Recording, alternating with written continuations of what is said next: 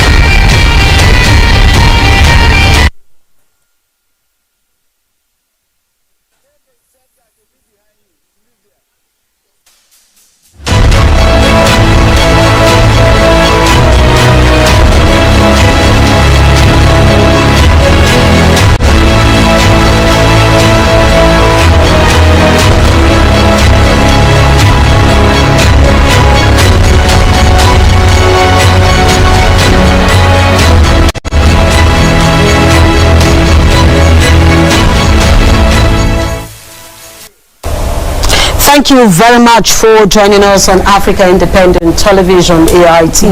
I am Iyom Anenih. For some of you just joining the program, I started this morning by wishing all the Muslim faithful celebrating today the Salah. I am very excited for you and wish you and your family the best. For every one of us, it is a public holiday. So get set to make us a part of your enjoyment and strap in for the long haul as we will be with you for the next 4 hours. Yes, you heard me right. 4 hours. So get your meals, snacks and drinks and stay glued to your television for now. What I'm talking about at the moment, you wondering about that? I am talking about the town hall session we are going to have today. We are already starting this moment, and our conversation is titled "From the Streets to the Parliament: Strengthening Women's Political Power in Nigeria." Today, my guests and I promise to mainstream and alleviate the conversation around the political participation of women. You don't want to miss this. I don't think so. If you're one of those who really feel that Nigerian women are worth it, it is time for you to sit back, relax, get your snacks like I said earlier, and if you are a Muslim celebrating, get a piece of ram and let's go down and see how these women are getting it. And first, let us let you know that this forum is streaming live on all our social media platforms, and you can send your direct feedback, questions, etc. to the handles that will be displayed on the screen. So watch out for it. The objective of today's conversation are very simple. Want to bring attention to and spotlight the issue around women participation in politics and assess the role women have played up till date in Nigeria at all levels of governance and how much more they can contribute to national development. We would also address issues around the appointment of women into offices. Remember, the campaigns for affirmative action, how much progress and benefits was made. We will be discussing today the leadership roles women can and occupy in the political, civic space and business spaces, which serve to uplift our nation. We would also talk about the opportunities available when we increase the representation of women in politics, especially party politics and governance structures, with the attendant effect of increasing women's political power and influences. Of course, when women participate in politics and are included and represented in government, they can bring the required perspective and nuance to issues, plus push against the issues that have for long held women down, including sexual and gender-based violence, religious and ethnic barriers, among others. You can expect that women participation would also yield greater transparency and accountability in governance. Our first session on the town hall today is focused on the politics space. The second session would feature rights activists.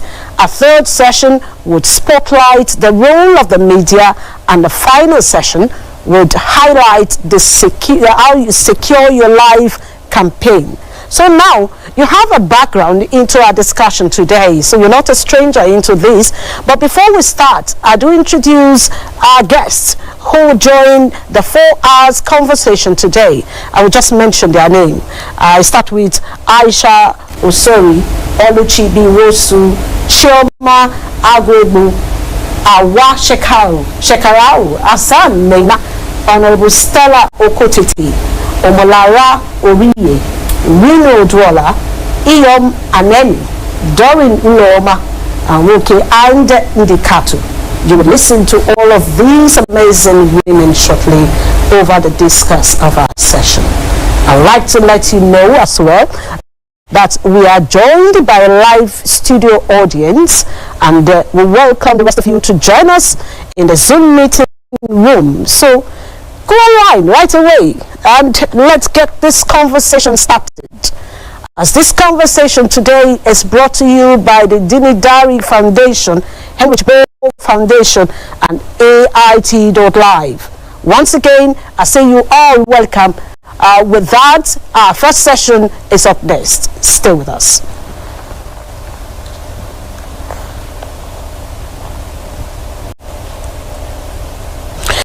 All right, like I told you earlier, that we will be having a long list of guests that will be here with us. And our first guest will be from the political space. And the people I mentioned to you earlier now, I've called their names, but I will be giving you the designate when we introduce them. But let's first of all just get to see some of our audience in the studio. I'm very sure you would like to meet them. Thank you very much for coming on the show. Thank you very much. We appreciate you. Thank you and welcome. So let's get started. But before then, let's just take this short break, and we'll be coming back to introduce the first speaker for tonight, for this afternoon. I beg your pardon.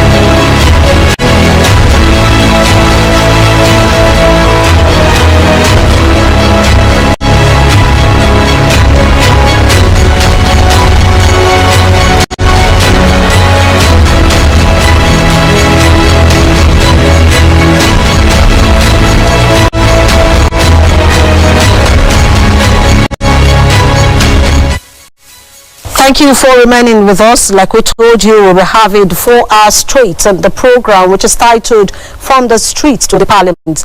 Let's just introduce the first 2 women we'll be having to tell us, talk on this issue. We'll be having, first of all, Honorable Stella Okotete. She is the APC Women Leader. Thank you very much and welcome. Thank you very much for having me this morning. We appreciate it. And via online, we have the former Minister of Women Affairs, Iyom Anenih. Thank you. Welcome to today's town hall. Thank you.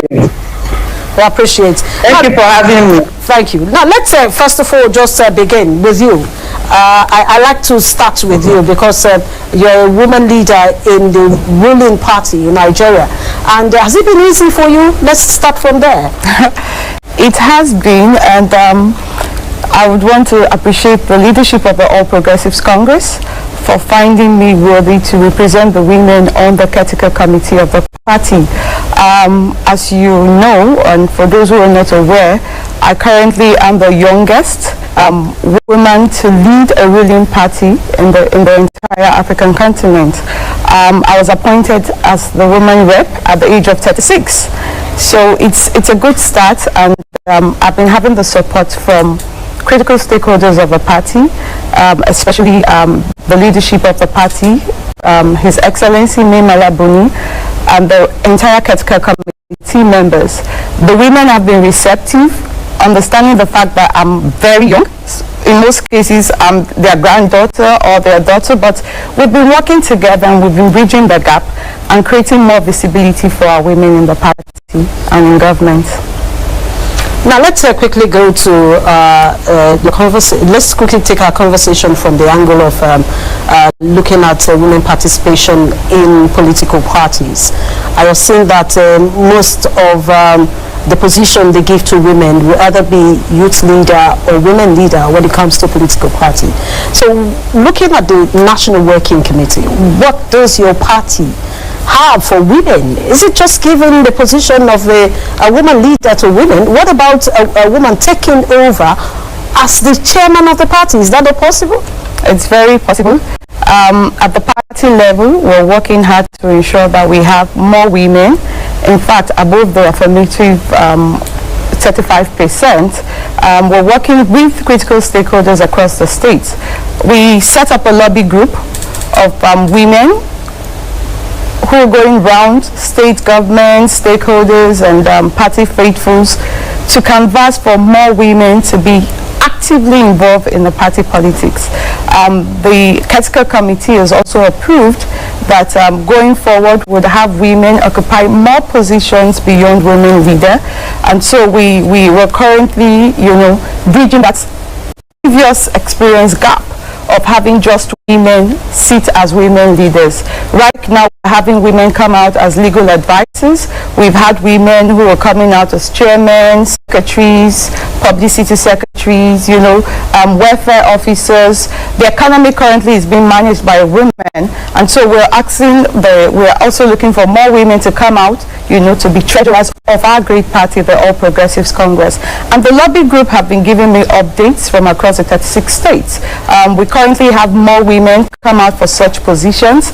The critical stakeholders that we've been consulting, because politics is all about consultation, networking, and the people's wish. We cannot enforce, or we can't pull out women on the people. And so we're interacting and engaging the people of the party, the members of the party, to come out for all the congresses we're going to be having, from the ward to the state to the local government and to national. We're asking women to come out, and we're also engaging the stakeholders to vote for women, into all of those positions I've reeled out. And I'm very certain, because from most of the stakeholders meetings that have been hosted in most of the states, we are having that positive vibes from the stakeholders. They are willing to give women the shot, and so we are also calling more women to come out to be actively involved. But positions are not set, a la carte from your bedroom. You have to come out. You have to show your worth. You have to come out and be among the voice that will speak and change the narrative for women of Nigeria in the political space. All right, I'll come back to you. Let's just quickly go online, where we have Iyom Anenih, the former Minister of Women Affairs, talk to us, because she was the pioneer woman leader of the People's Democratic Party, and as at that time the party was in power. So thank you very much for coming on the Town Hall show. Let me start by commending what you did as a woman leader of the People's Democratic Party, where you canvassed for increased women participation in the party. And one of the information that I have is that it was you who also made sure that the women delegate number increased from what it used to be. But I would like you to tell Nigerians, as well as other women that are watching us this morning, what you had to do to ensure that that happened, and how these can translate to governance in Nigeria. Thank you very much. When I saw the title From the Streets to Parliament, I was quite excited, intrigued, because that's where what we should be doing now. The question that has agitated my mind for over 40 years and is still agitating my mind is how to mainstream women in politics and strengthen their position within the party. And I've always, been asking, where does political power really lie? Where is it? I've looked for it over the decades, and now I'm convinced more than ever that the power is in the dome. The dome is the legislative houses at both the national and sub-national levels. That is where the power is.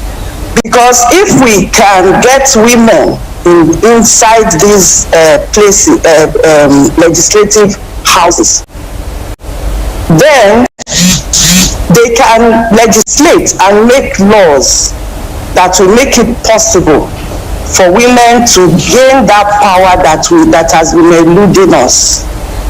Our political parties have tried on paper, in their lips, to empower women, to give women equal level playing field field to give women equal spaces to participate, but it's just on their lips. In real action, in real life, it does not happen. The political parties as they are today and as they have been since like 1922, when the political parties started, the formation of political parties, and up till date, has been male dominated.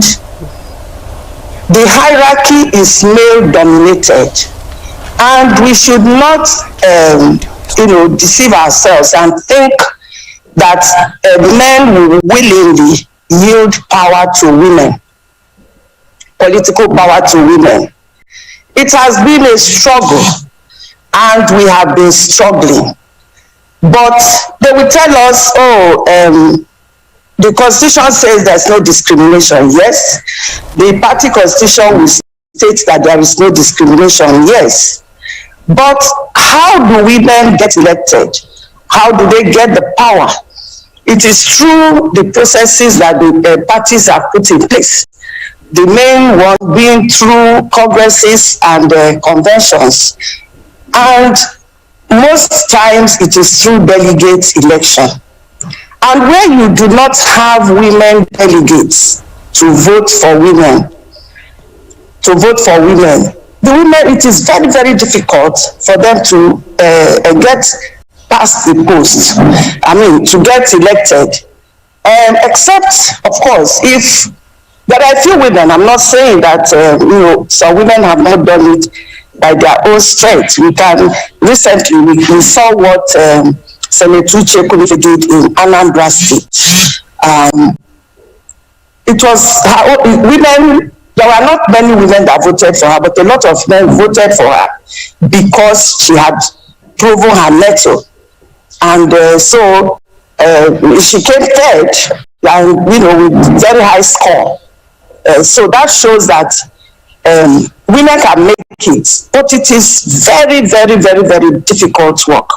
So what we want to see, if women will get this power that we are talking about, is of the political parties. A restructuring of we've done many things in the past. We've tried to make laws, we have talked about affirmative action, we have suggested to them how they can implement the affirmative action, copying from other jurisdictions, like twinning, like making a law that says 50-50, for instance. We've never even had the courage to ask for 50-50. We've been asking for 30-35%, but even that is not working.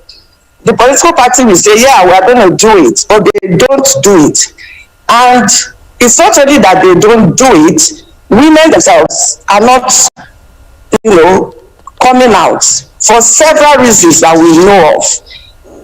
Reasons of violence, reasons of financial weakness, would I say it? They are not financially buoyant or strong like the men.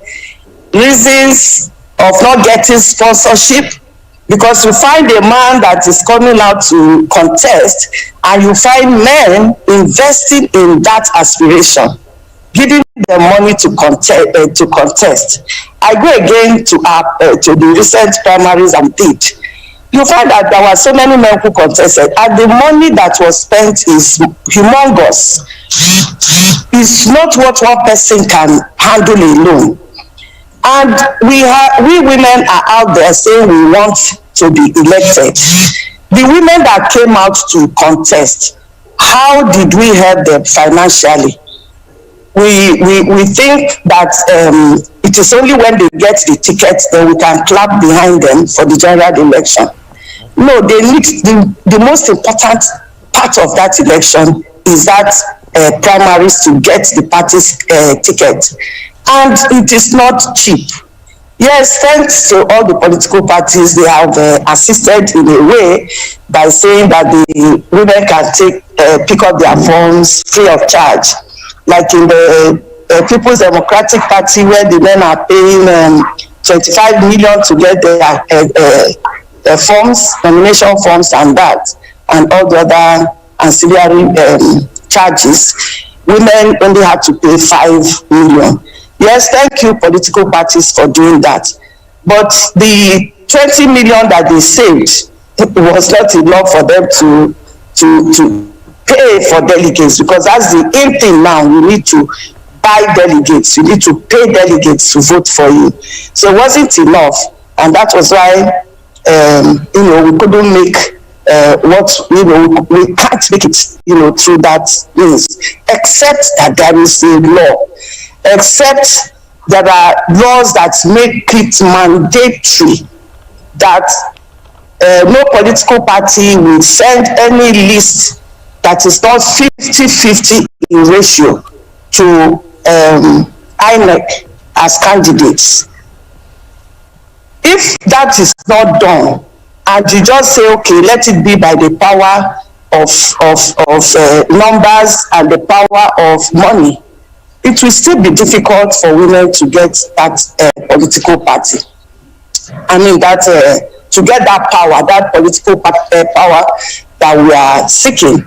I don't know. I want to quickly acknowledge the people that have helped us so far, and the work they have done is incalculable. We cannot even quantify it in terms of money. We can only, at this stage, acknowledge them and say thank you. All right. I want to appreciate the academics that have helped us in our struggle. There are names that come quickly to mind: Amina Salihu, Dr. Diela, Professor Moji Okome, Ajia Sadatu Madi, Ambassador Koyotoyo, Ayisha Osori. These are the academics and many other researchers that have used their research and their findings to enrich the literature on women's political participation and understanding of same. It has helped us. They have helped us to put into words what we practitioners feel in our hearts but lack language to express. They have documented our experiences, analyzed them, explained them to us, what exactly we are facing in clear terms. And it has also helped to obliterate the occasional self-doubt we have in our capacity and strength. The activists, they are too numerous to mention without falling foul of missing important and significant activists that have helped in this area. The very long list that I have will include people like Chief Titi Ajanaku, Hajia Laila Dogoyaro, Professor Jadesola Konde, Hajia Gambo Sawaba, Mrs. Ransom Kuti, Chief Margaret Epo. Sadly, these all have gone. They have left us physically, but they have left their spirits to live with us and in us. And we are all soldiering on in their footsteps. The media, especially AIT, particularly to me as a when I was National Woman Leader, I never paid 1 kobo for news, for adverts, for everything. AIT has been with the women, championing our cause, telling our stories, our successes, our failures, our woes, helping us to, put these things in perspective and find ways to go around. AIT tops the list of the media. There are so many of them that have helped, but AIT is number 1. Okay, we'll come back to you. Having said that, how do we get political power? I think we will have to come back. Let's come back. We will come back for you to. Oh, sorry. I said we will come back for you to tell us how we can get political power in Nigeria as women. But let's come back to the studio where we still have Honorable Stella Okotete with us here. Honorable, yes, we'll come back. Honorable, she mentioned the issue of money politics, and that is an hindrance to the future of Nigerian women in politics, especially in the political parties. Though the political parties reduce the amount of nomination forms for any political positions, be it in the party or in the nation.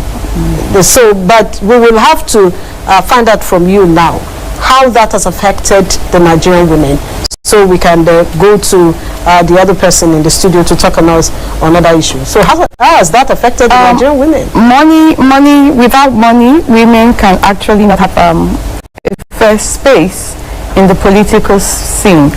But I believe that going forward, we need to change the narrative. Women have to come out and support women. If you look at the statistics of women who vote on election days, they are more in number than the male folks who come out, on elections day to vote. And so if women would come out, irrespective of the money politics that has been in Nigeria, we'll be able to change the narrative of voting, competence, and centric women to lead women in the country. But I'll take a leaf from what the APC is doing currently. For our congresses is option A4, in which case you actually do not need the delegates. And we also believe that going forward would also be adopting most of our direct primaries, which we had done over the last couple of months, direct primaries where you actually do not need delegates. You need the people, which is the beauty of democracy. The people of the party, the members of the party come out in their numbers to vote for their candidates. And so from the APC perspective, we're trying to down the money politics, that has been, creeping the political space of our country. And now we're going out to ensure that the people come out and vote for one of them. But if you look at what we have done since I became the Executive Committee rep for the women in the APC, we've been able to, galvanize more women, not just in party politics, but also in local, state, and national politics. Today we currently have an additional number to the female senators in the Senate under my leadership and the leadership of the caretaker. We have a female senator from Plateau State. We've also, domesticated that at the local level, because politics is actually local, and for us to bridge that gap and give us more women. My auntie Josephine spoke about, all the programs they had done before now and all of that. She happened to be my role model. She knows that, we've actually, I have come with a different strategy to actually achieve what we need for women visibility in politics. One of which is catching them young. I started very young, and I'm still young, actively in politics. And so we have the Female Young Progressive Women platform. It's a platform to engage, catch young female graduates and young female women entrepreneurs across the board into politics. We're moving to the campuses to get those activists, those involved in student activism, to be part of the political process as women. That's the only way we can bridge that huge gap, of visibility of our women in politics. Beyond that, we're also looking at young women, compete for councillorship positions across the country under the platform of the APC. We believe if we do that, what we women preach in terms of governance in politics is empathy, and that's what Nigeria needs. We need more women that will be empathic about the people, that will actually drive policies and create policies that are people-centric, policies that will change the narrative of our people, and give them more reasons to love Nigeria, be Nigeria, live in Nigeria, and give their best quota in Nigeria. And so, working with the lobby group, as well as a progressive young women's platform, we have over 100,000 women currently on the platform from across the 36 states of the country and FCT.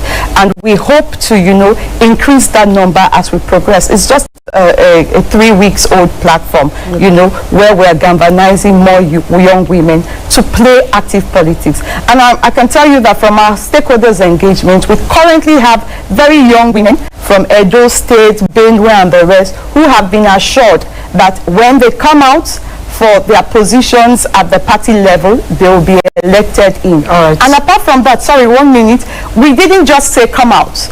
What the platform, what the Office of the National Women Rep is doing for the young women coming out for these positions is that we are printing their flyers for them free. We are creating e-flyers for them because, you know, it's not a digital space. Almost all the stakeholders are on WhatsApp groups and all of that. So we are creating digital e-flyers for them and also creating a mentorship and capacity building structure where the women will be well nurtured to actually sit on that table and take decisive decisions. What we had before, is that we've really had some women, but we've not had those who will, break the ceilings, those who will change the narrative, those who will sit on the table and impact the country. And so that's what the APC is preaching, and that's what we're grooming. All right, time now for us to introduce our third guest into the conversation. I have right here in the studio the Executive Director, Diela Orchid Media, and she is Oluchi B Nwosu. Thank you very much. I appreciate it. I'm sure you have listened to the politicians. I have. You also listened to how they feel that the political parties will be open for women participation, because that's the foundation. If the women must leave the streets to the parliament, they have to start from the political parties. But as a media executive, do you think the media is doing enough for Nigerian women? I would say there are efforts, but it's not enough. There's room for more. Media, like politics, is very demanding. You need money to run media. And for my platform, in as much as I try to report on things happening around the country, I report with a gendered lens. Now, reporting with a gendered lens may require more, because I may need to dig deep and then see things from the perspective of a woman. We need people who can come out and support the media, especially to help drive narratives that can encourage young women like me to participate in politics. So far, right now, we have women's radio, but if you have to take a census of how many young women actually follow on, the program and things that happen there, you notice that the numbers are actually really low. So media, we have a lot to do. However, we need to be encouraged to drive these narratives. Even in the media space, women, you don't find too many women, heading or occupying or owning these things. And the little we have, the few that we can find, seem to be running just on their own. So we need all the support we can get. Media can go a long way to helping women. Take, for example, if a woman has to run for office, from campaigns to election day, we could take our time as women in media to help project them. But we also need them to draw close to us. They are not very accessible, especially when they are in office. It's not easy accessing them. So for every time we make an attempt, we want them to know that we're actually there to work together to help achieve one goal. They shouldn't see us as people who are, coming around to maybe beg or something. No, but the question now is, what do you think are the difficulties and setback Nigerian women face, since you have been in the field as a media executive? Nigerian women face in getting into politics, because the percentage is quite low. Very low. Even when people are talking about 35% affirmative action, other parts of African country are already hitting 50 to 60%. So what are the setbacks? The difficulties as a young woman in politics, difficulties, what I can say are challenges, would be, I would say, inherited. Listening to the speaker, those who spoke before me, former Minister of Women Affairs, Iyom Anenih, she mentioned certain things, and those are the things I would want to refer to as some of the inherited problems that still affect us till today. One of which is patriarchal barriers. We are still facing it. They faced it. They've been fighting it. We have come into the space and we are still seeing the same thing. When I say patriarchal barriers, I'm talking about narratives that seeks to either small-sized women or paint them in a light that they are not smart enough to make certain decisions, or they should be left with just trivial issues or trivial matters. Another thing that comes under the patriarchal barrier is stringent evaluations or unfair evaluation of the personal lives of women. For the married ones, I've followed stories.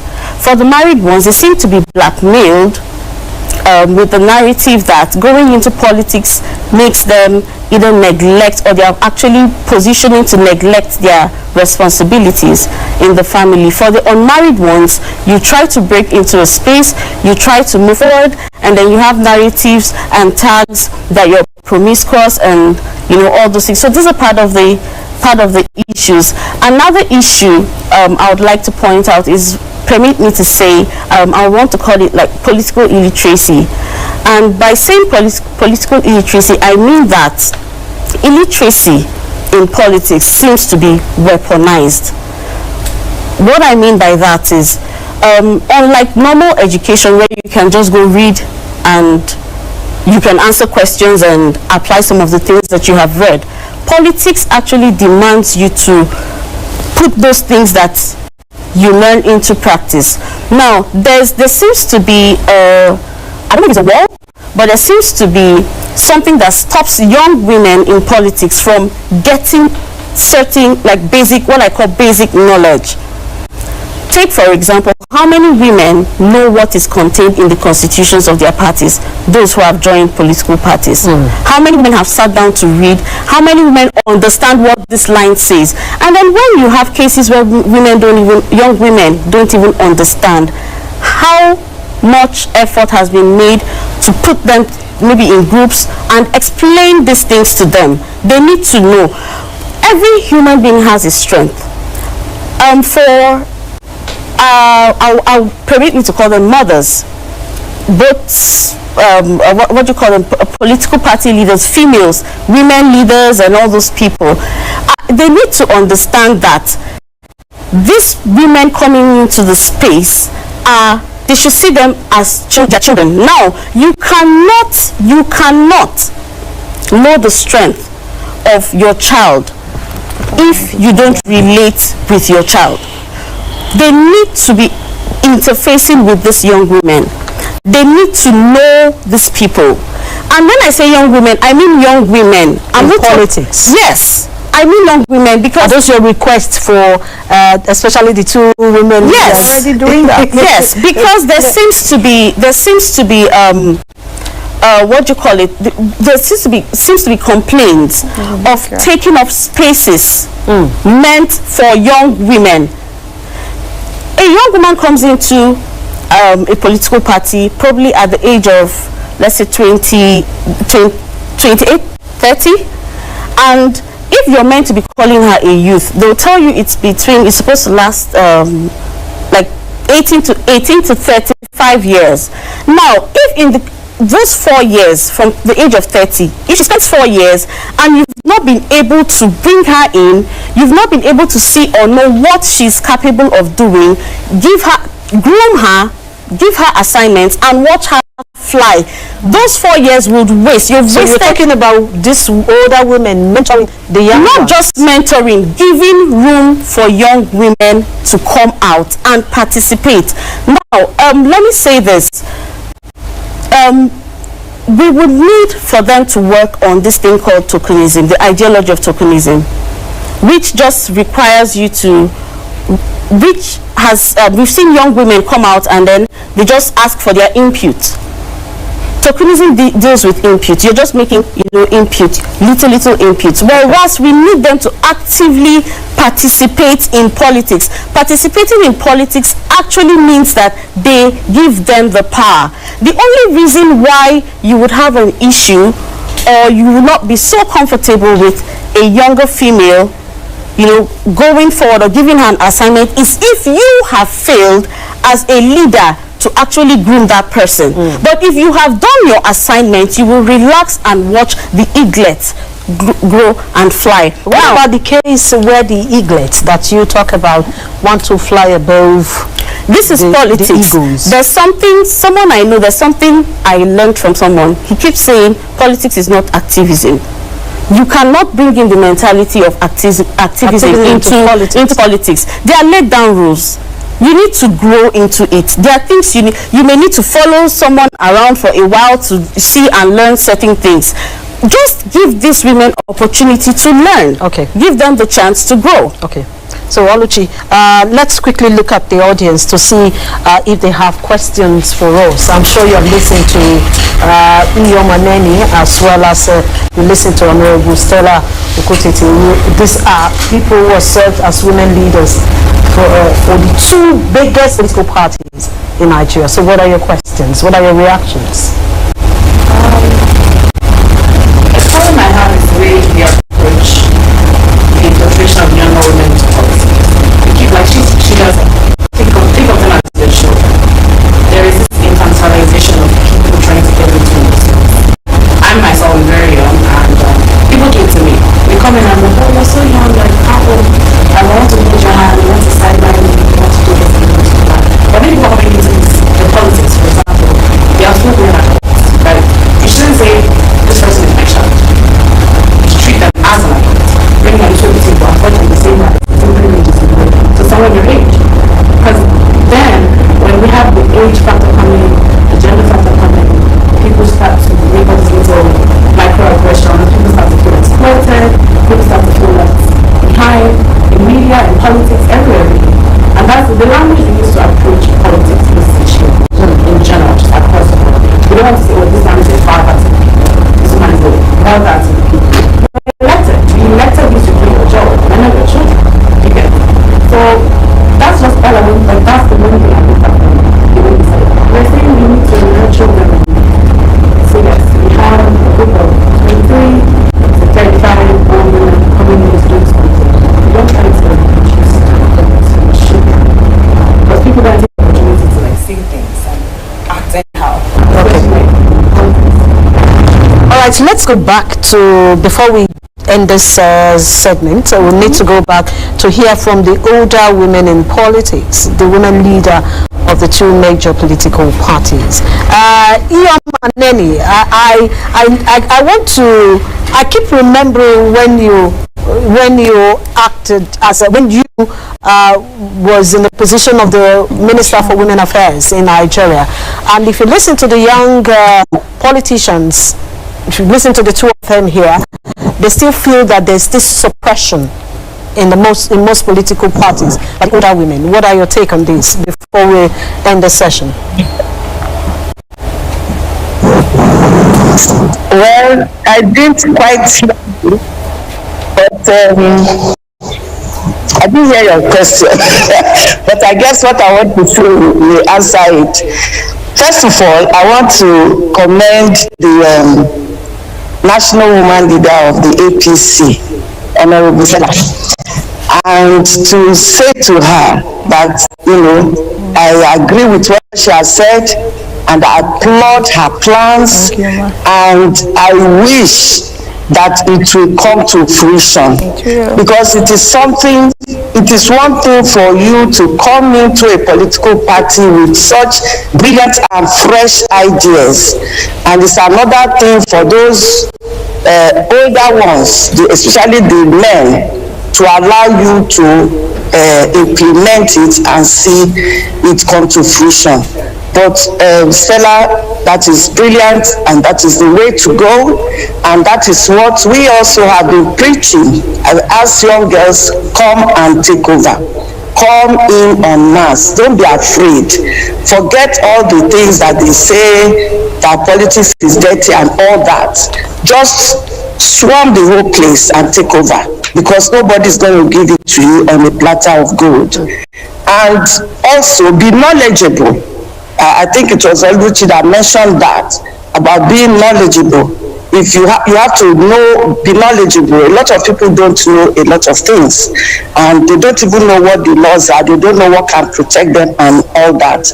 And what I did, or what we did while I was the minister, I think I heard something like that, but I didn't quite get the question, was that we set up a fund that we call the Nigeria Women Trust Fund, and that fund is supposed to train women, young women, capacitate them, give them the capacity that they need to be successful politicians. And I'm happy that 10 years down the line, the Nigeria Women Trust Fund, the end of the UTF, is doing a brilliant work in that area of training and of women and empowering them.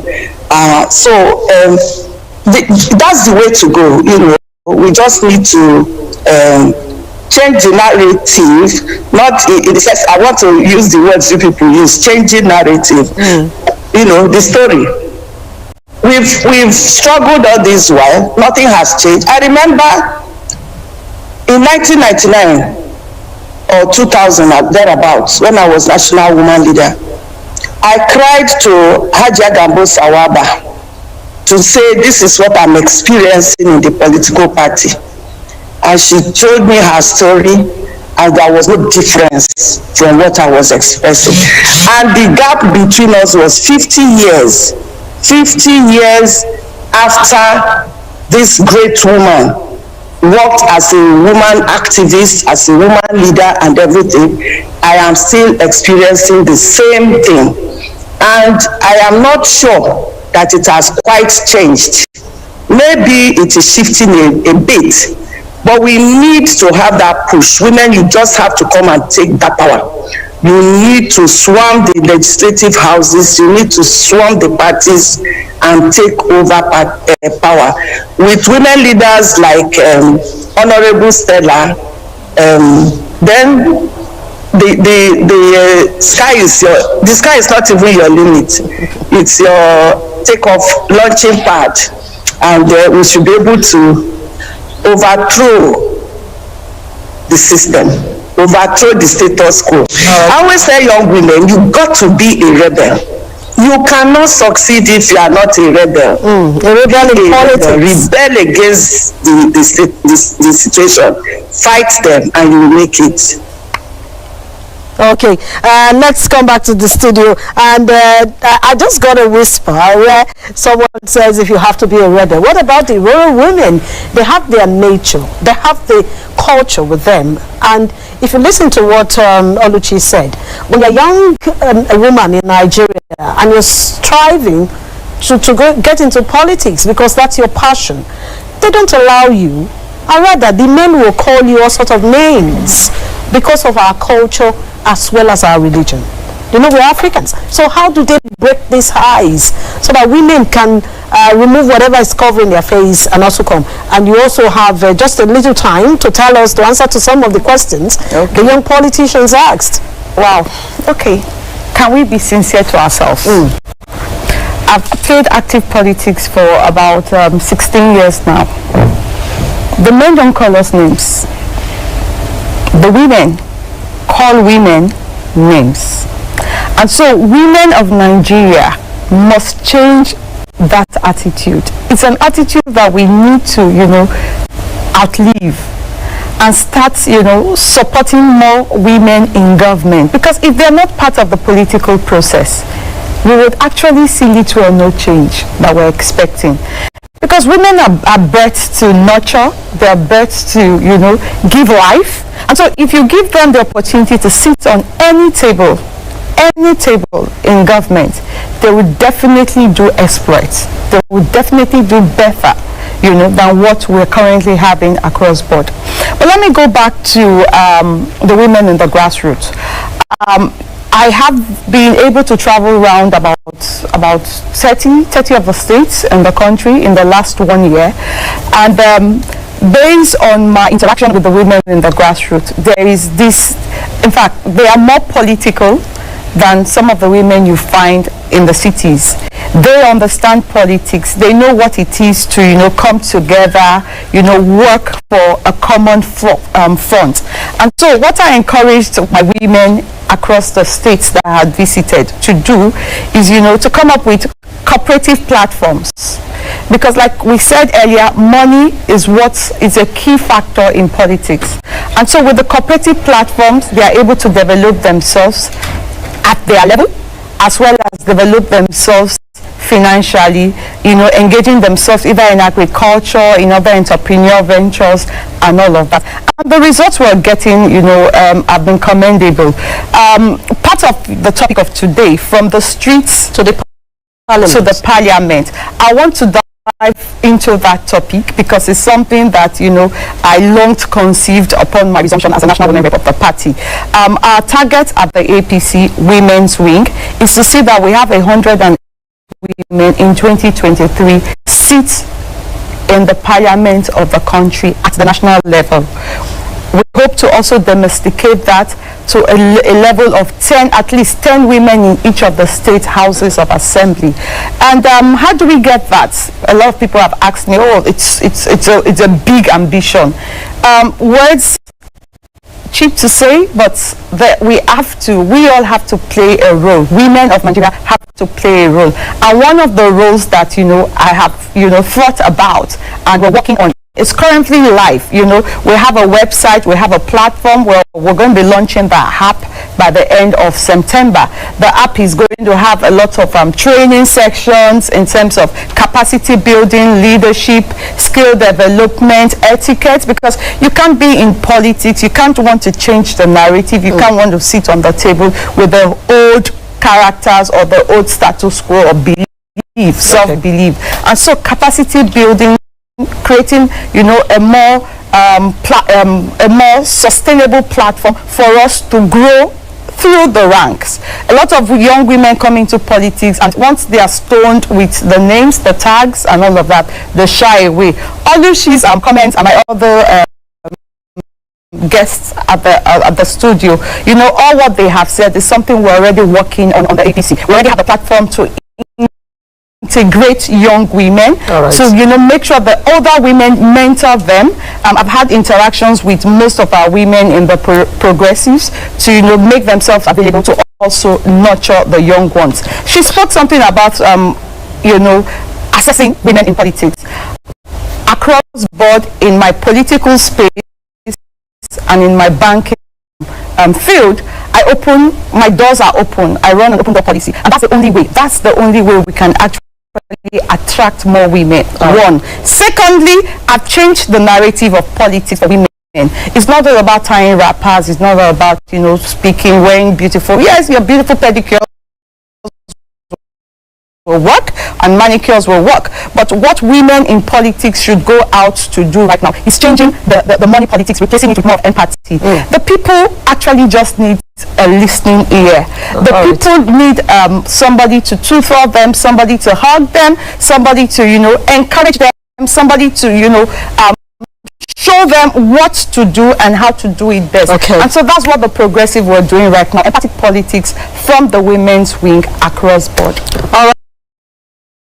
I would like to say a big thank you to three speakers on this session of the town hall. We had the former Minister of Women Affairs, Iyom Anenih, and the APC Women Leader, APC Women Rep, Honorable Stella Okotete, and also an executive director, Diela Orchid Media, Oluchi B Nwosu, talked to us, and you also saw those one of the questions that will also get from the audience. But remember that this program is streamed live, and you can be part of it. You can just go online, you can join the discussion. I would like to hear from women who are watching. What are your problems, and how do we fix this? Because it is time for the women to go to the middle, to take to the ring and take a decision to grab power. The power is not given, it is taken. So we'll just go for this short break and come forward another session of the program. And when we return, we'll be introducing our panelists as well as those who will be talking on this issue. Stay with us.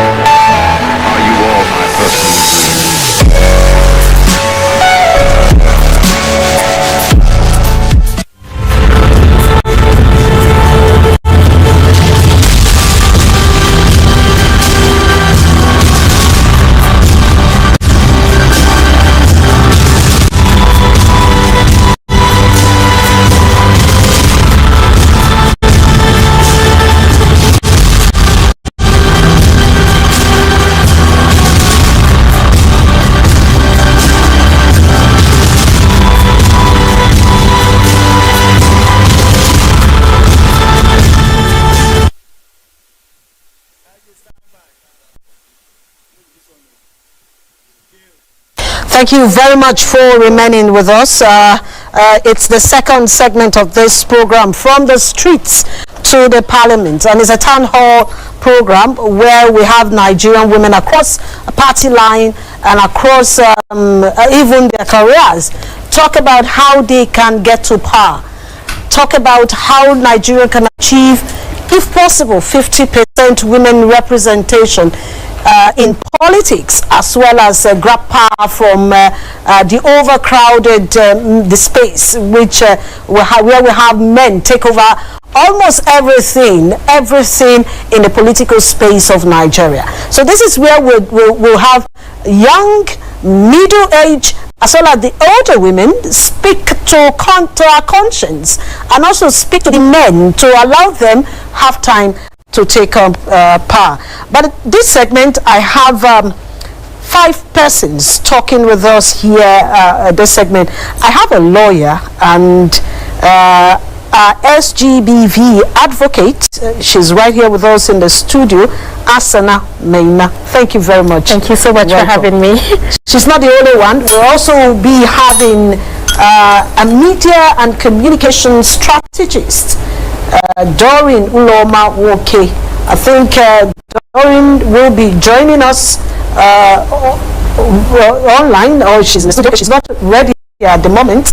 But we also have the chair at Nigerian Bar Association Abuja branch. Hauwa Shekarau will join us here in the studio. Thank you very much for joining us. And she's not the only one that will also be in this segment of the program. We have the likes of Omalara Oriye. Omalara Oriye is the executive director, the Initiative for Equal Rights, a human rights lawyer and an advocacy strategist. If Omalara is with us, can we just see her? She'll be joining us online. Thank you very much for joining the town hall. We appreciate you. And also joining the town hall is Ayisha Osori. If she's there, you know her. The name is very okay. Okay, we are taking. Okay, Rinu will be joining us instead of Ayisha. We'll be having Ayisha join us on the program later. Rinu Oduala is a human rights activist. Thank you very much for also joining us on this section of the program. I think these are the persons that will be speaking. And we also have a new set of panelists in the studio with us here, and it's so good that we have young men also joining us here. Before I go to them, I'd like to know your thoughts about women taking over power. You're a young man. Yeah, thank you so much. I'm proud to be born of a woman, and of course I hope I will give birth to a girl child, and of course I'll definitely marry a wife, which tells us that women are very cardinal in our society, starting from the family. But one thing is very important: if women should have word of power, I think psychologically it has been proven that women have more empathy than men. So I look forward to a Nigerian society where women will actually be a voice in our democratic space, and so that we can collectively make things work for the common good of all. Good. And you, before we go to our first person to talk on the show, you feel that it is time for women to take over at least 35% representation? Yes, thank you. My name is Emmanuel, and I believe it's time for women to begin to use their voices to speak on behalf of other women and even children. In this age and time, technology has made it available for everyone to be able to participate in our democracy. So, and I believe this platform will help to raise the voices even higher. Thank you. Now let's quickly go to start with our discussion on this town hall. We have like I said earlier, Hassana Maina, who is a lawyer, will be taking up the very first question. Hassana, as a woman, yes. You're a lawyer, and you want to go into politics. You think you can do that? Well, yes. Can we hear how you intend to do that? Yeah, but so I think one thing that's very important, thank you so much for your question, is we need to understand what we're doing. And that's why I ask people all the time, especially when things happen in Nigeria. I say we need to ask ourselves, what are we doing? Are we in a democracy? If we are, what's the simplest definition of democracy that comes to your mind? Government of the people, for the people. So if the government is of the people and it's for the people, and you don't see women there, then I think we should redefine it to government of men for men. So the question of whether or not women need to participate in politics, I'm so sorry, my mic, it's one that's very important, and it's one that we must ask ourselves and we must push, especially in this day and time, because representation is something that it's very important, and if we do not have women represent, because you tend to look at situations, I have to speak, I'll say here, they say Chiwa and amateur, say amateur, so it's only women that would know the problems of other women. So we talk about representation, and then you look at the Senate, you look at the House of Reps, and then the numbers of women there and I saw we don't have a lot of women, we don't have enough women, and so that's the question. Is it really a government of us, and is it for us if we're not there? right? So how do I intend to go into politics? You know, I feel like when it comes to politics, we're all politicians. Our mere living, our mere existence is an act of politics.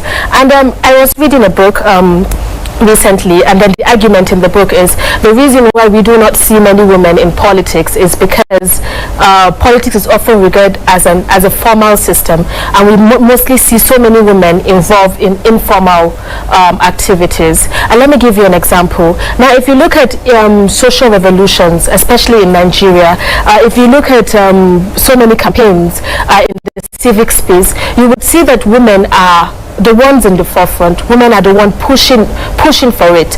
If you look at End SARS, I mean, nobody is going to talk about, like everybody's going to talk about the contributions of women towards making it what it was. If you look at the recent program Secure Our Lives, you would see that these are women that are trying to see how can we get the data of people that are dying in this country, how can we bring the government's attention to this issue of insecurity, which is everywhere.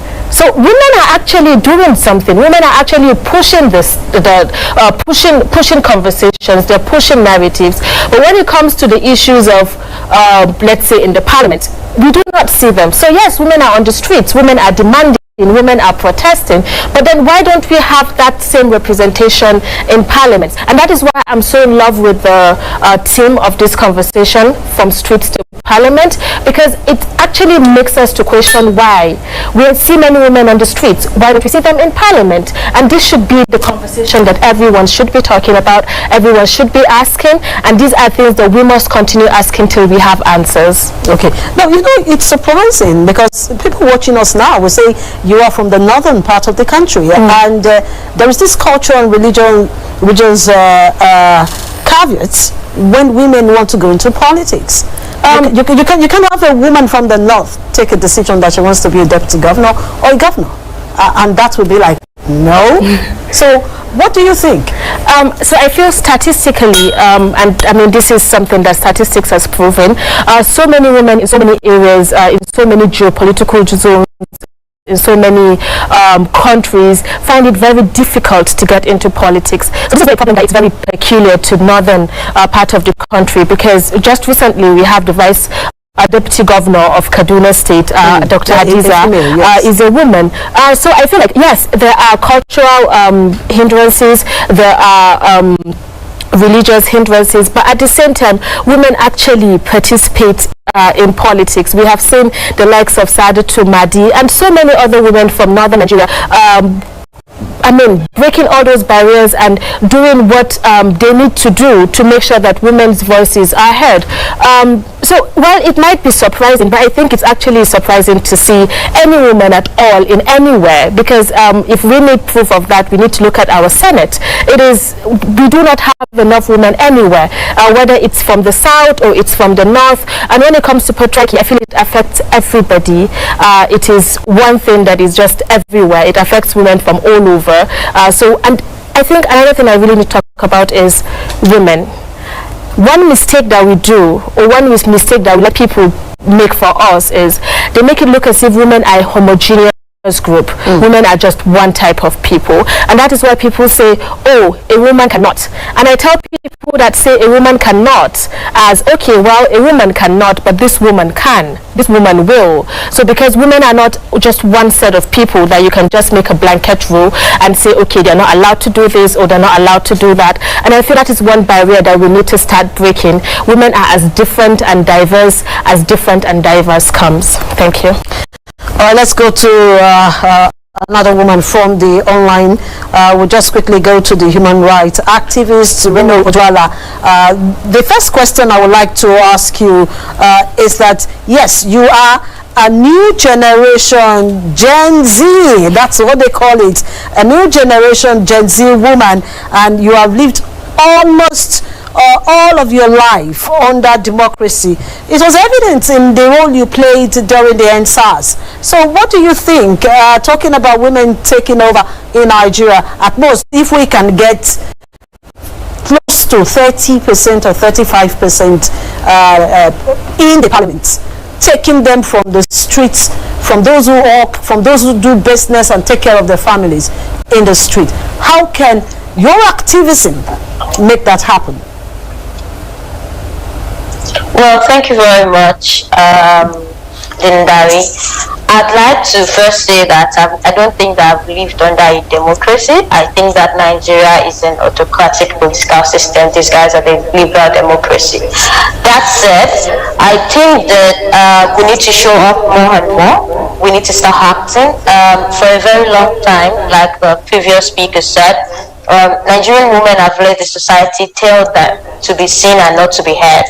So we need to fight each day to use our voices, to use our platforms to talk about these issues that are affecting our society. I mean, today's world demands independent and fearless women who can fight against these society rules to get our own freedom and independence. We don't need to wait for permission to take a seat at the table any longer.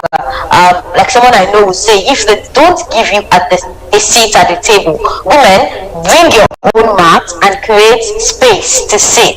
Because with our fights each day, we can now see more women coming up demanding for seats. Without us speaking up, without us being involved, how can there be gender equality? How can the world see the need to include more women? And because we play visible roles in protest today, we can see that we have now become symbols of freedom, symbols of progress, and so the world must accept us. I mean, when we talk about protest has always been about asserting demands for social, political, and economic change. Protests make change happen. And then political protest has always been about grievances to inequality, bad governance, corruption, violence. Tell me which one of this does not affect Nigerian women. Protest produce results. Protest has been known to exert influence over politics. Protest has long-term effects, and we can go on and on about how protests are attempts to force conversations about topic. And about the issues that women face in Nigeria, protests actually help in raising awareness. Because more than women today, women are at greater risk than before. And at the heart of the End SARS protest were women. It is important to say this and resound this because, and this is not an attempt to erase men or belittle their participation, but it's to ensure that when these moments go down in history, women will not be written out of it, regardless of discrimination or the representation in key areas. Most times we have been forgotten. We must not allow that to happen again, and we must always try to draw attention to inequality, to gender-based violence, abuse, and that effect was also seen during End SARS. When we talk about police brutality, sorry to digress a little. So people seem to think that it's all about women, and for me, in my head, I say we count countless women like Chioma Agwuegbo, the NYC copper who was raped and tortured and died in SARS cell. Pamela, more than 65 women in Abuja nightclubs who were raped by police officers using sachets, plastic black liners. I remember pregnant women being harassed by police officers. Adaobi Jessica, Blessing Sabo, even Tina died last year due to police brutality. These names are just a fraction of the representation of what Nigerian women are going through and have gone through in the hands of police officers. Coming back to the question, our participation in policy and governance may have remained unsatisfactory, but today we're changing the dialogue. We're walking in the footsteps of even former women who have come out to demand for change fearlessly. We need to create the knowledge that a new understanding needs to be created on how leaders, especially public servants, should relate and work in citizens' demand. Women need to create a politically conscious society. I don't want to absolve people of responsibility, but I believe that responsibility lies more with women. We need to make Nigerian citizenship and voices tangible and worthwhile for young people. Creating that Nigeria can be better. Like Madeline Albright said, it took women quite a long time to develop a voice, but now that we have it, we should not be silent any longer because the world is changing and we have to change with it. And more so, we cannot be grateful for this democracy that lives are being lost for simply speaking up, and women bear the brunt of this most. We won't back down. We should not back down from demanding rights and our inclusion from the government. However, protests alone do not achieve change. Protests alone would not solve the problem. Protesting alone can make a lot of noise, but if we don't influence powerful people making decisions, we will not get the ultimate goal. The whole goal of the protest is to create a political movement where decision makers, the people in power, are not ignored. It is in that decision making that the power of protest lies, because that is translates to a shift in the society. So what do older women do? Encourage more women to come out use their various platforms and social standings to stand in collective action, like what Dinidari is doing, encouraging more women to speak up, to take up political roles, engage in politics, so that we can have the change that we deserve. Thank you. No, but before I let you go, I still need to ask a question, because it seems that the style that this generation of women want to bring into politics is somewhat different from what we've seen in the past. And if you take a look at what's going on in politics today, you see that the women have this fear, even within the political party. What they do is they allow someone lead them, they give them free nomination form, and like I said in one of the forums, when a woman gets a free form to contest for any position, and the man pays like 15-20 million to get a form, is that not the beginning of failure? So what are the methods that the younger women are planning to take? Are you going to look at it that way, or you stand with the man and say, you are a man, I'm a woman? That doesn't make a difference. We can also do the same thing. Don't you think that's where the problem starts from the younger ones? Money politics.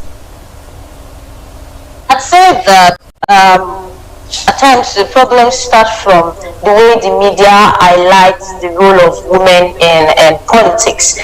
I dare say that the women has not been fair at all to both older and younger women, because then when you see women coming out for politics, especially in Nigerian politics today, it's like, let's encourage them. We're not giving them the strength. We're not giving them our platforms. We're not. It's not an equal ground, and for me, I'd say the theme of this new generation is persistent. We're persistent in speaking out, against injustice, and we have more positive attitudes towards women in leadership. We're not allowing ourselves to be, just put aside and say, oh, because she's a woman, then she cannot do it. I can recall clearly an incident of a woman that happened. I think she was in Oyo State, where she was contesting for the chairmanship of a local government, and then the other male candidates, they brought in thugs and hoodlums to hijack the election, and no primaries were actually conducted, and then the male candidate was declared to be the winner of the election. This is a saddening situation, and then the media doesn't do much in highlighting this particular set of incidences. But for this generation, it's about persistence. I see a generation educating more women about their rights. I see changes in attitudes to women political interest and activity.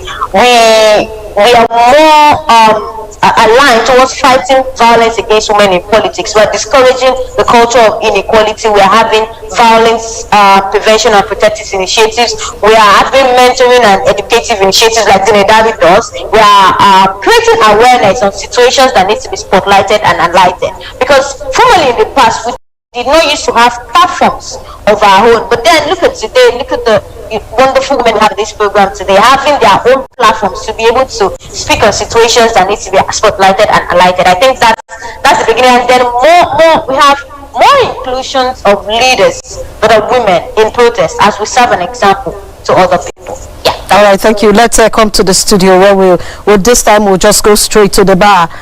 We have the chair at the Bar Association Abuja, Hauwa Shekarau, join us here. You see, when I look at the women in some of the professions, so they're taking over in the banking sector.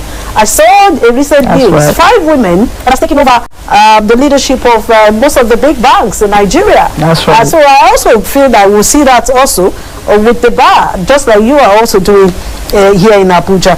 But looking at the gimmicks and games that stop women from progressing in politics in Nigeria, do you think, because if I take a look at your job, I don't think somebody will stop you from going there when you know that you have something upstairs. Absolutely. So what do you think the Nigerian woman can do at this time to even cross the Rubicon?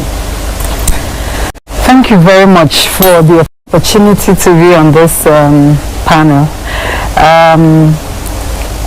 Like you rightly said, when you know what you're doing, you have the right of process, it's difficult for anyone to stop you. And I'd like to give a very small, my story. You know, when I indicated interest, I wanted to contest for the chair. By the way, in the history of the NBA Abuja, there has never been an elected female chair. The chair we had, who was a female, was actually appointed at a NEC meeting, and she served in like a caretaker committee. And so when I stepped out, initially there were a lot of support, you know, both the elders and other colleagues. And then of course COVID came and everywhere was quiet. By the time the lockdown was relaxed, and I tried to find out, this election is supposed to be in June. Is it still going to happen? Or because of the COVID situation, they are going to delay? And they said, it's going to happen. And then I started marshalling out my campaign material. And people say, no, we were told that you are no longer contesting. The long and short is that I met with a very stiff opposition from certain quarters that felt that probably because of my gender, they felt that no, there was some other person was better placed to be the chair than myself. And I said, okay, that's fine. Let's go to the polls. And I rolled out my CV, and within 2 weeks, the narrative has changed. And everybody was like, on Hauwa we stand, on Hauwa we stand. And my opponent was forced to withdraw. Okay, let's just first of all, before you continue, let's come to the audience. We'd like from this your story and from what we heard from Hassana, as well as what Oduala told us this few. I think someone will want to say something from the audience. Okay, can you just quickly say or ask any question that you wish to? Actually, what I want to contribute is that my name is Diela. I'm a student from University of Abuja, graduated last month. It is not about either way from the north or from the south or the east. It is about the smallest unit of socialization where women find themselves, what they are being told, how they are being brought up, and what they believe in. I contested at the vice president in my school, not because I do not have the capacity to go for the president, but because I know my fellow women will be the one to go against me if I dare to go for the position of the president. And why is this? It is because of the mindset that we women were brought up with. So many women believe they cannot achieve beyond whatever they went to school to do, take their certificate, then go back to their parents' home to get married and all of that. This perspective has to change, because when we tell the women at home from the family that okay, they can achieve this, they can do better, they can go for political positions, and you see that these people get the confidence to do this and they come out to do it. Look at the north. We have the late Maina of Taraba State, the deputy governor of Kaduna State. These people can do it, it's not because they're from the north, but because they believe they have the capacity and they can achieve it. I think that's what I believe in. Okay, let's come back to you now. I admire you because you were able to win and you became the president of FIDA. So when I see that trace of leadership, and now you are now the chair of the bar in Abuja, I want to see younger women also take from you. She just said something here, that in her school she had to go for the second position, not because she didn't have the wherewithal or the ability to run for the first position, but she just felt, let me do this. We have seen what happened in some states. I know of a politician in the 2019 election. She ran First of all, she wanted to run for governorship. She went for senatorial. We saw what happened to her in Kogi State. I think that's the candidate of the SDP. Natasha, right? Natasha Akpoti. And these are experience that women get from the field. Now, in your position, you tried as much as take over from the men to become the chair in Abuja, and I'm sure that you will also be the chair one day nationally. So what do you think these women need to do, especially looking at those coming behind you, so that they can cross this barrier? Yeah, I think first and foremost, you need to first believe in yourself. Believe that you have the capacity and you have what it takes. And another very important thing is also developing yourself, investing in yourself, having the right knowledge, the right capacity, because leadership and knowledge are things that you can invest in, such that by the time you have fully developed yourself, you are unstoppable. You are unstoppable. And talking about women not supporting, I've heard a lot of people say that women are the enemies of themselves. You won't believe it. Even as I was contesting I had women who were not supporting me. So I mean, it's one of those things, and truly sometimes I see it as a case of Stockholm syndrome. The women are so used to being told what to do by the men, so much so that they have become so comfortable. They don't have autonomy. Thank you very much. So I think that is what is playing out. And what I've always told younger people coming up is to tell them that, look, don't ever give up. First, believe in yourself. No matter the obstacle, give it a try. It's even it's better you try and fail than you don't even try at all. So once you have the belief in yourself that you have the capacity, you can do it. It's just, many women who I have seen that have excelled where others have failed, they will tell you the most important thing first is self-confidence, the belief in themselves, the capacity to deliver, and they were able to weather the storm and get to the position that they wanted. So in terms of the political space, the reality is that a lot of hurdles are placed in front of the women, and just like we're talking about gender equality, it's akin to calling two people. One person has one leg tied up, the other person has his two legs, and you tell them to take a race. Of course, the person that has two legs will get there before the one that has her leg, held up. So there is need to ensure that equal opportunities are placed before both men and women. For crying out loud, we constitute about half of the population. And yet, even in the National Assembly, some of the arguments against affirmative action.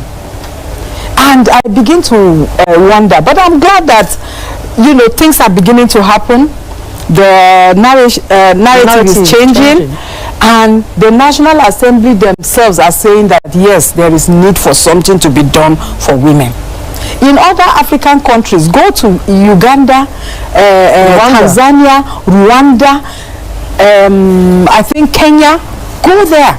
You see that the level of women participation in their parliament is a function of what they did to their constitution. So why are our legislators, there's one of my friends who said, who is afraid of gender equality? So I think that the way to go is to put in place this affirmative action that would enable, because it is a system that has global flair. It has been done in America, it has been done in South Africa, and many other African countries that I have mentioned. It is an accepted positive discrimination. So when people say affirmative action is also discrimination, but it is globally accepted as positive discrimination. So I think I'm glad that things are beginning to happen, and we are really looking forward to the constitutional amendment, hoping that it will take cognizance of all these issues and we can then begin to see women. Otherwise, it will continue to, it will be like a ding-dong affair. Today we'll have more women, the next election, lesser women. You know, and this is because until, I mean, this is going to continue like that until we place equal opportunities for women to be able to, access political space. All right, accessing political space. Let's just move to one of our guests via Zoom, and she's already there. She is the Executive Director, the Initiative for Equal Rights, a human rights lawyer and advocacy strategist. And we're talking about Omolara Orie. Omolara, thank you very much for your time at this moment. Thank you so much. Thank you so much for having me. It's exciting to be here having this important conversation. Thank you. I appreciate. Now, you are an equal rights activist, and you have been in this for long. Now, when we look at the situation in Nigeria, what do you think we have not explored so that we can also have at least a 35% affirmative action in Nigeria? Lovely question. So I would like to say that everything we have explored in Nigeria up until now comes across as a cosmetic solution to an endemic situation. So first thing, Nigeria must move away from treating women's equality and political participation as an act of benevolence. It is not benevolent to move away so that half of the population can step into leadership positions, especially in a community like ours where women basically carry society on their backs.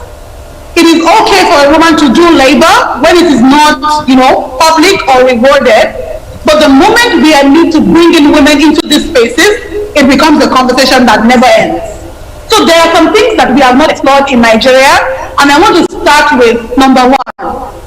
Constitutional equality.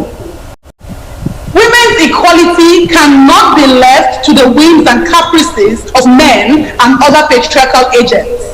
We cannot wait until men think that we are good enough to lead, until society thinks that we are intelligent enough to lead, for us to come, into the space, because we know that women have always been intelligent enough. We have always been important enough, but there are historical and systemic barriers to this intelligence and to this ability to lead.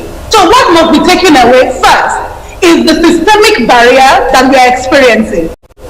And that is why, in my dissertation that I wrote last year for my master's, I looked into the historical exclusion of Nigerian women from political participation. And I am telling you that one of the important things that has worked in other countries is constitutional equality.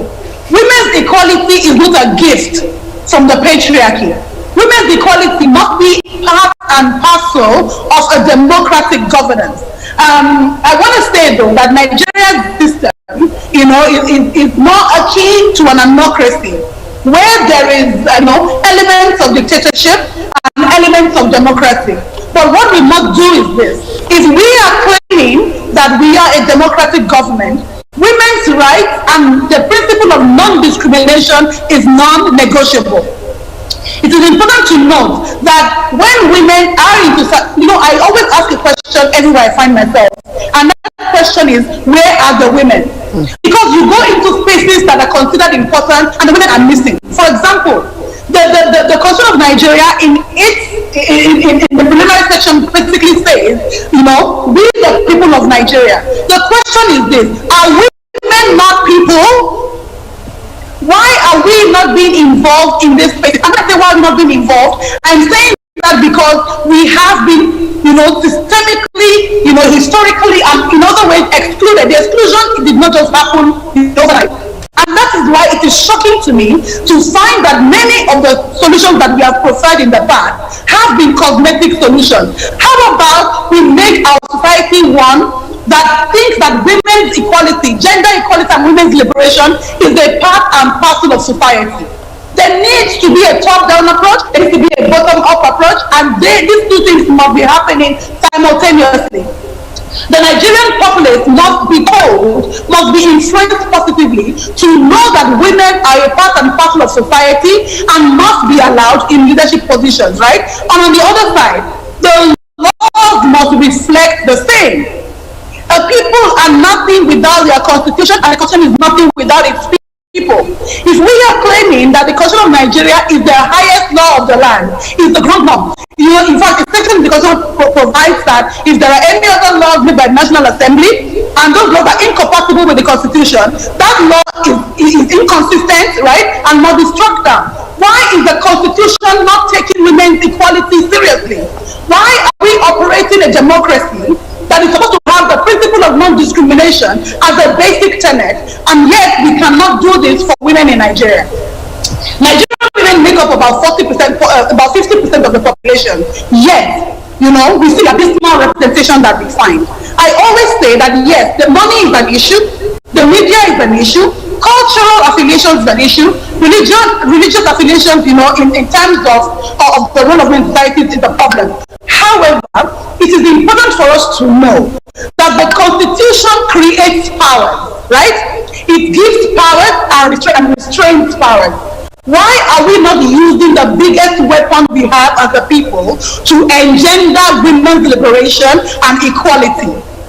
So I must say that we have tried everything. They have tried free forms for women, but those things always just put us back at that spot where our very existence is at the benevolence of the patriarchy, and that cannot continue.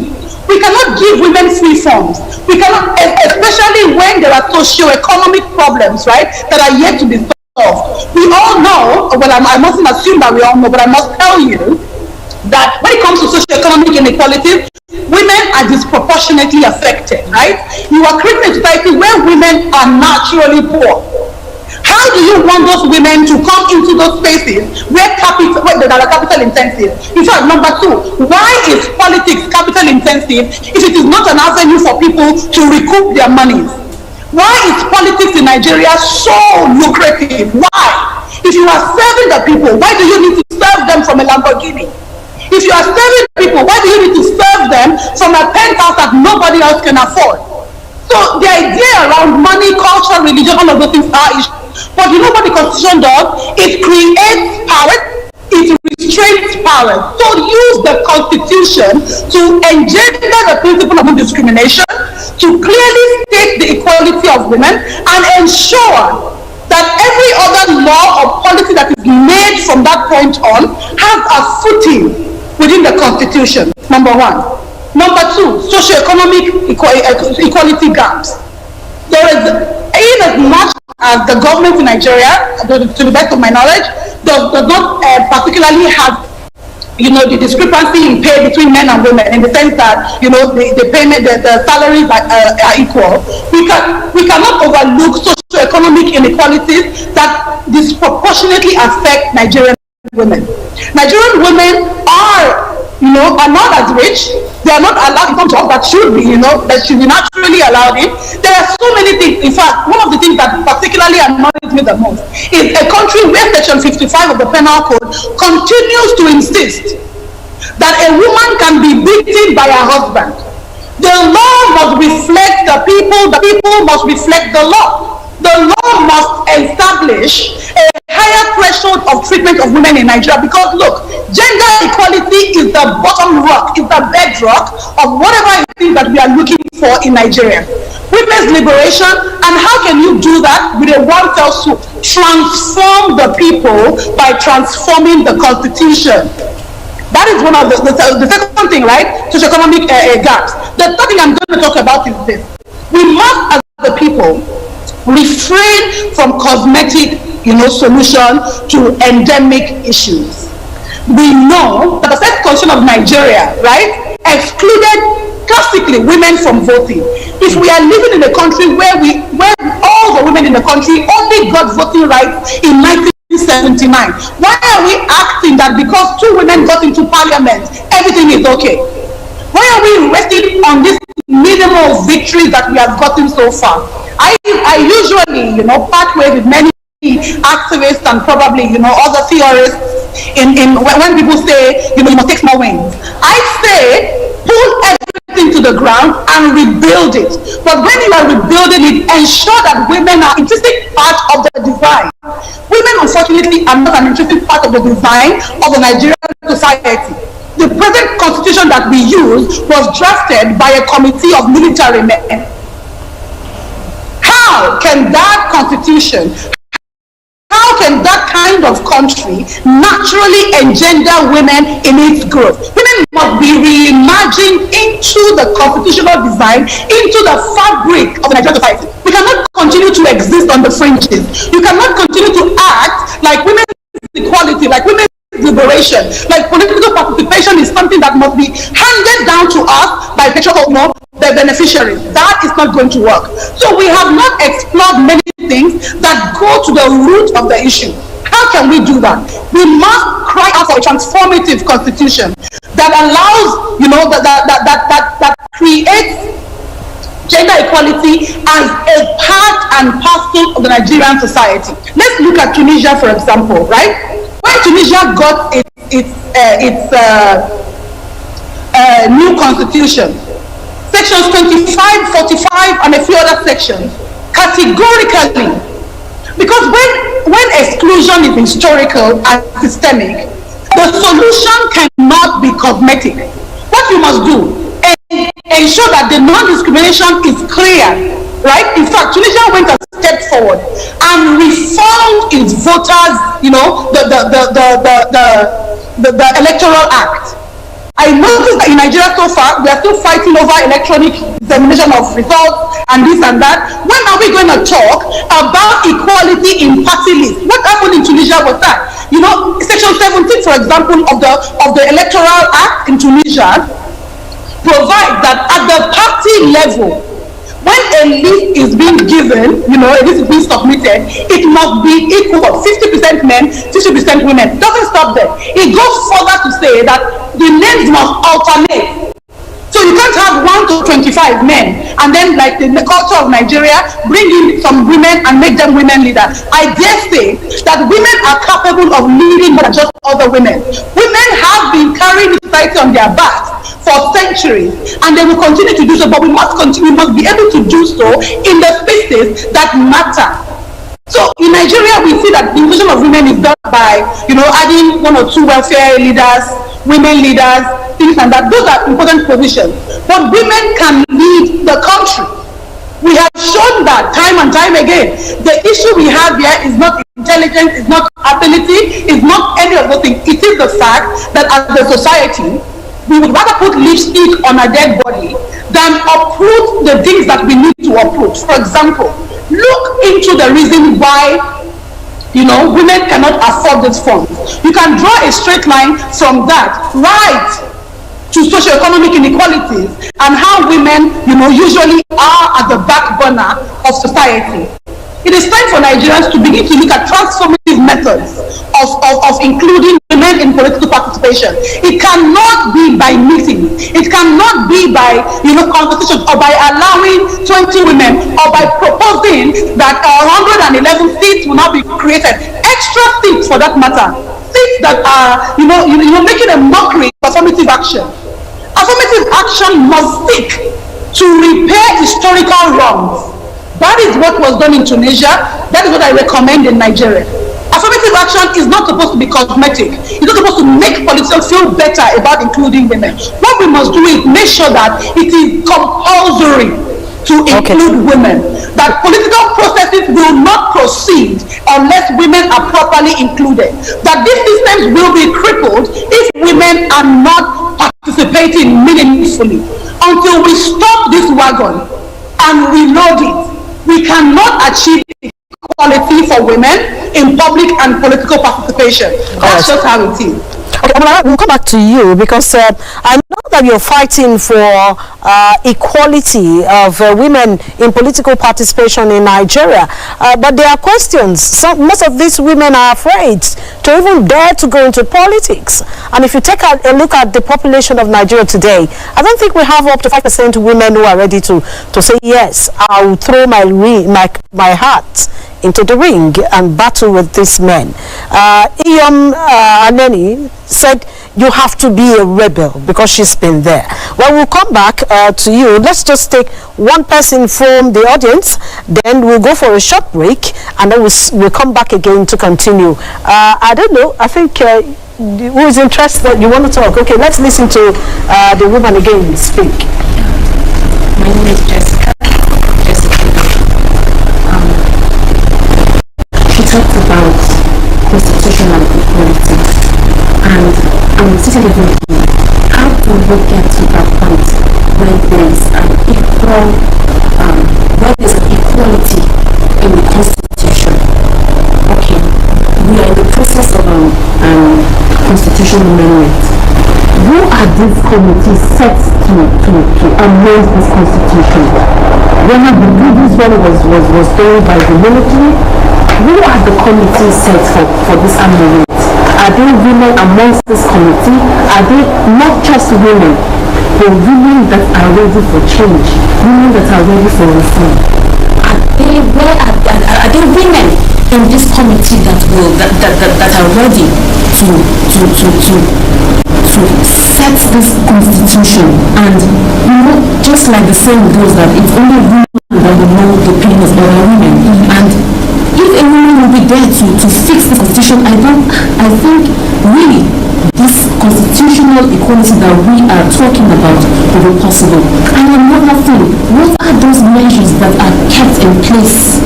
We see women bringing down women, we see women dragging down women. I don't know if it's all about envy or overall we are so, it has been seated and rooted in us that we can't do anything as women. And just like our president will say that we have a responsibility somewhere, but just like she rightly said that we carry the nation, and it is the person that is carrying a nation that will be able to know the pain of the nation. A woman has sympathy. A woman is empathic. So I'm asking in this equality thing, where are the women? And what are those measures that are put in place? What are those things that message should assure other women that they will not be pulled down by other women? Just because I have seen it played out several times. So what are those measures that are put in place to show and to make other women come out, just like you rightly said that just it's not up to 5% of women that are really in the democratic space, in the political space. What are those measures? What are we doing to ensure that these women are ready to fight for their fellow women? Yes. Okay. Those are my questions. All right. You heard from our women analysts here at the town hall. It's not the end of the program yet, because we are looking at the possibility of taking women from the streets to the parliament. Now, what can the woman who is on the streets battling, who becomes a clapper? Most of them are clapping club members in their political parties. Some of them, you see them carrying umbrellas, holding brooms and all that, dancing during campaigns. But can these women be translated into people who sit to make decisions? Because nobody pain is. You heard what she just said. The committees that are going to look at the amendments into the Nigerian 1999 constitution, how many women are represented in those committees? Do we have up to 35% of them? We don't even have 35% representation in the National Assembly. Talk much of having 35 or even 10% of these women. take part in the community. So we'll just take a short break here and we'll come back. This time around, we'll go in deep into the grassroots. Let's see how we can make the ordinary woman become a councillor in her ward. We'll be back.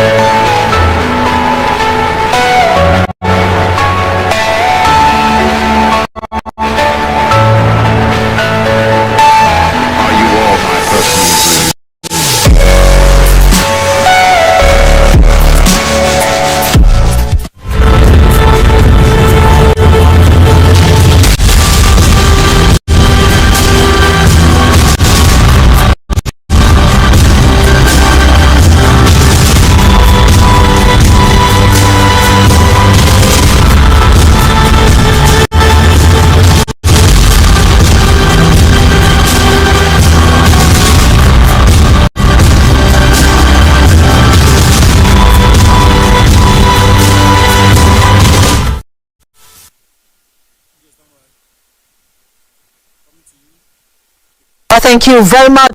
We are still here at the Townhall meeting, which is from the streets to the Parliament, and it is a Townhall meeting by Dinidari Foundation. And let's just quickly go to our social media to take some of the questions before some of the comments from people watching us before we come back to talk more on this issue.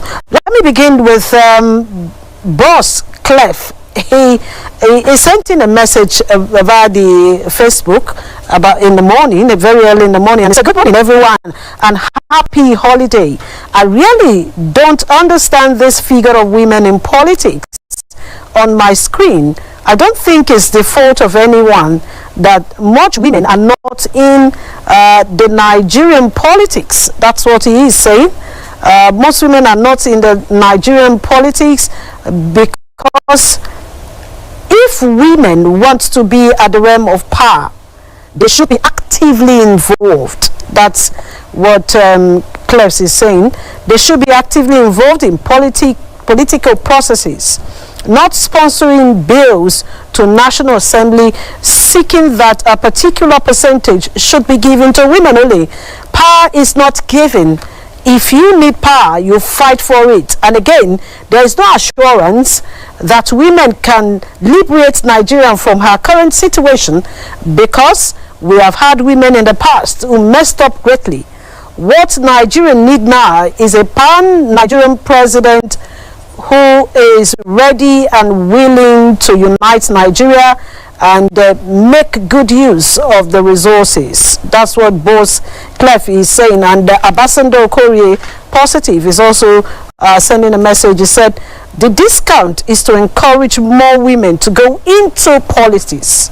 And as funds has been one of the constraints of Nigerian women. And we also, from the YouTube, we have other questions, other comments also coming from the YouTube. Let me just take this one coming from Fisan Osibaju. It said, let's go for a woman president in 2023. Watching from Staten Island in New York. And we also have this one coming from Ogagbe Susi. It said, God bless Honorable Stella Okotete for taking the matter of leadership and supporting women in all spheres of life. It's indeed a new dawn. And finally, for now, we have Benjamin Ekrebe. This one woman that has a lot of women in her heart and want more women to hold political position. With her women of Nigeria are in safe hands.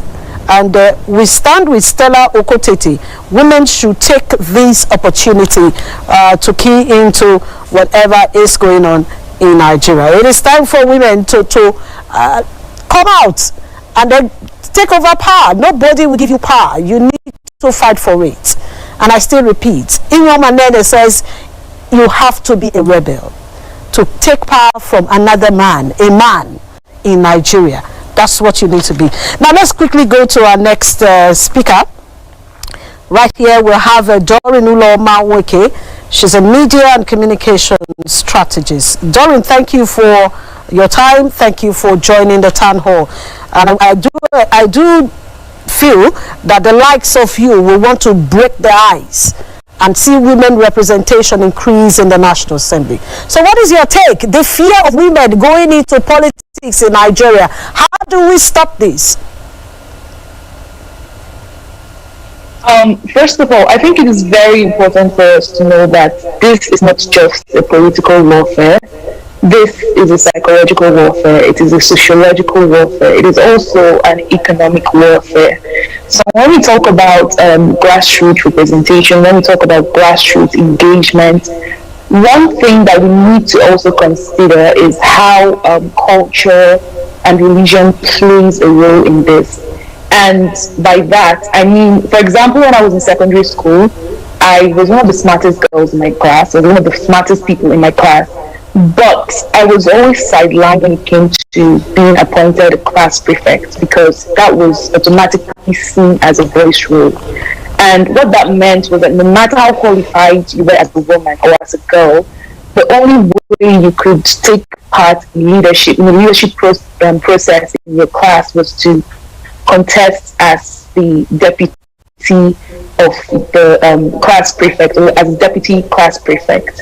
And when we take that further, we also talk about the senior prefect of the school. It was automatically seen as a boys' role. So what we have actually built is a society that relegates leadership to men. And it is important for us to know that we cannot just expect more women to take part in the leadership process of Nigeria if they have been sidelined from the beginning, if they have been sidelined in schools, in the church, in their families, and seen as assistants or as deputies or in their families in school and elsewhere. That is not how it works. We need to understand that this is not just political. There are other aspects to it. And I also think it is crucial for us to understand too that women supporting women model, the women supporting women model is not the solution to the men's or the masculine model of politics in Nigeria. Because whenever we discuss men's participation in politics in Nigeria, we do not expect that only men should vote for men. We need to create a model where everybody is carried along, where society as a whole, our society as a whole is willing to support women who come out to vote and not just expect expecting that, oh, when I run for politics, women should be at my back. It is not sustainable. If you have women voting for you, you still don't have the power, you will not have the numbers, because you need everybody to participate. You need to carry everybody along. And so when we talk about women supporting women, we also need to think about the fact that we need to create a society that carries every single person along. Man, woman, everybody needs to be carried along. I do not, if I were a guy, I wouldn't expect that only men would vote for me. So we would expect that both men and women will be engaged in a political process of voting in the country. So we should also think about creating a sustainable model for women and men to support women in politics in Nigeria. And the mind is a powerful tool. The mind is a very strong tool to shape political decisions, to shape political processes in every single country. When we look at our media, we can see that we're lacking in that regard. And we need to think about how the very particular structures we need to build, how to portray women in politics, and how much we are portraying women in politics. And one way to fix that is to understand that, like one of the panelists said, we're not a homogeneous part of society. Women are not homogeneous. We're very diverse, we're very different, and it is crucial that we understand that when it comes to politics as well. Because when we keep portraying women as mothers, as wives, and that is the majority of the narrative that the media is selling to us, then for the majority of society, everybody's always going to see women as people who need to be relegated to the home, do your wifely duties, do your motherly duties, and that is it. And when we talk about how seriously culture and religion shapes our political views, I grew up in a place where when we talk about joining politics as a woman, everybody's going to look at you, man, woman, everybody's going to look at you funny, because obviously from the family unit, we've seen that as a man's role. And when you as a woman want to join politics, or you want to take part in the political process in the country, it's going to be seen as something out of the ordinary. And that is why it is important for women to rebel. And rebelling in Nigeria is not just stuck to politics, because for a woman to succeed in Nigeria, you need to be as rebellious as possible, because every single card are stacked against you. And talking about how far women have gone to shape the political process in the country, I think it is I find it funny when people understand that as a black person in a majority white country, you need black people to be in power, to also help to make political decisions and to create laws that favor you and to create laws that include you. As a minority group in Nigeria, or minority ethnic group in Nigeria, being sidelined in politics seriously affects how much rights you have and how much decision making you are allowed in politics. But we don't seem to understand that the same thing applies when it comes to women being represented in power. I think Nigeria ranks 183rd out of 191 countries when it comes to women's representation in politics, and that's very low for an African country, very low on the global perspective. And when we think about things like this, what that means is that our reproductive rights are being sidelined. Our rights to participate in every other economic, social, or political sphere of society is also being sidelined. And what that also means as well is that we're losing a lot economically. When we don't create a society where everybody is carried along, you are definitely going to lose. And we can also see how that is reflected in, for example, in offices. In our offices and in our parastatals in Nigeria, we can see that no matter how hard women work, when leadership is constructed in such a way that it is a man's role, women are always going to be sidelined. So what are we doing to change this narrative? How much are we doing to change this narrative, and how far can we go? We need to change this narrative because one thing I think Nigeria needs, for example, is a mass mental revolution. We need to change the way we think, because it is not beneficial to us. It is not beneficial to any part of society in any way at all. We need to initiate, sustain, and reform democracy in such a way that it includes women, and in such a way that we understand that everybody has an equal stake at power, and everybody can vie for political positions. Yes, it is important that we rebel. It is important that women support women, but it is also important that we create a structure that ensures that women are not just there, but we are also being supported. We are not just going through the political process to participate. We are being supported, and that our laws are and that the Constitution backs us as well. When we talk about the Constitution, I think I read a report a few weeks ago that showed that the people who sponsored the most bills in the Senate were women, and I think that was Senator Oluchi B Nwosu and Stella Okotete. In the political process, we can see that happening. When we talk about that, we also move over to End SARS, and we see that this movement started moving only when women participated in it, only when women came to the front line of it. So if we're seeing examples like this, and we're seeing that it's actually working for us, why is it hard for us to understand that we need to give them support, and we need to give them assurance? And it definitely goes beyond our voting process. It goes into the way we think and into the way we see leadership in Nigeria. The masculine model is not working for us. And I think the last person that spoke made a point about why it is hard to support women in politics, and said that a lot of women have failed Nigeria when they join politics. Yeah. And I think that narrative is part of the problem we're facing now, because we're holding women to a ridiculously higher standard than we hold men. The majority of the people who are ruining this country and have ruined this country are men. But we don't say, if a man is contesting tomorrow, we will not support him. We still have to look at his portfolio. We still have to look at his profile and say whether we are going to support him or not. So the same thing should apply to women. If we are going to support women in politics, we have to understand that they are just as human, and there is no need to hold them to higher standards.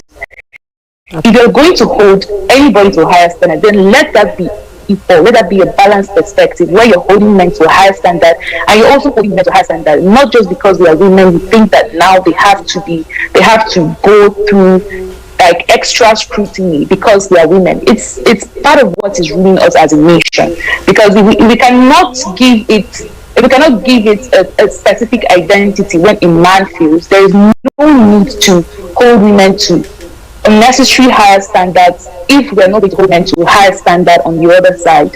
And the media plays a very important role in shaping democracy in every country. That is why the campaigns, every single thing has to involve the media. And when we look at the reports that we had on mass media in Nigeria, for example, on our magazines, even our cartoons, we can see that on some parts we drop down to 0% representation when it comes to media representation of women. We drop down to 0, and I think we're talking about changing. We're talking about changing a narrative. We have to use our most pivotal means of changing a narrative, and that is the media. How are we using it, and where do we start? Do we only start when it is time to participate in national politics, or do we start from the way we portray girls in media, the way we portray boys in media as the only leaders, the way we portray women in school, the way we portray women in the offices, the way we portray women as people who should only be cooking and cleaning? When we keep portraying women in that regard, then that means that people are going to keep seeing women that way. We need to change all this narrative. Okay. Women deserve a stake of power. We need to, if any society wants to progress, you need to carry every single person along. And if we're not doing that in Nigeria, by the way we think and by the way we shape the way we think, then we're going to keep going backwards, moving backwards. And countries have figured this out, and that is why they are hampering on their media. We need a change in the way that we portray women, the narrative that we already have of women. If we do not fix that, then there is no way to just expect that when it comes to national level politics, people are going to support women. What have you done before that, and what are you going to do after that? It goes a long way in shaping the political process in this country. All right, Doreen, we'll come back to you. Let's return to the studio. At this moment, I would like to go to Hassana. Hassana, you see, I listened to some of these conversations, and we talk so much. Like one of our listeners said, we keep talking and talking. That has been what has been going on in Nigeria for some time now, and yet we're not seeing the action. If you go down, if you take a look at the chart of INEC, you know that after the youths, the highest number of voters in Nigeria are women. So if women makes almost 45% of the voting population in Nigeria, imagine what will happen if every woman decides to say, I want to support. That's where my question will come from. Aside the fears that some women do not want to go into politics because they don't want to get involved with the murky waters of politics, there is also the intimidation too. You know, I made mention of one of the candidates in Kogi in the last 2019 election. You saw what happened. You saw how she was molested. And the next thing you will hear, go to the kitchen, take care of your husband. So how will women come out of these, something that looks like a scare for them, so that they can march in the field and say, no, if you have a right, I also have a right? You know, this is a very interesting question. Thank you so much for asking. One thing that we need to talk about, that we don't talk about enough, is when people say women should just get into politics. I listened to one of the comments that you read, and the person assertively said, he asserted that there's nothing stopping women from getting into politics. But I do not agree. There are so many things stopping women from getting into politics. Now, this is a conference that I want us to ask a lot of questions. Why do men succeed in politics? And the answer is because policies are made for male politics.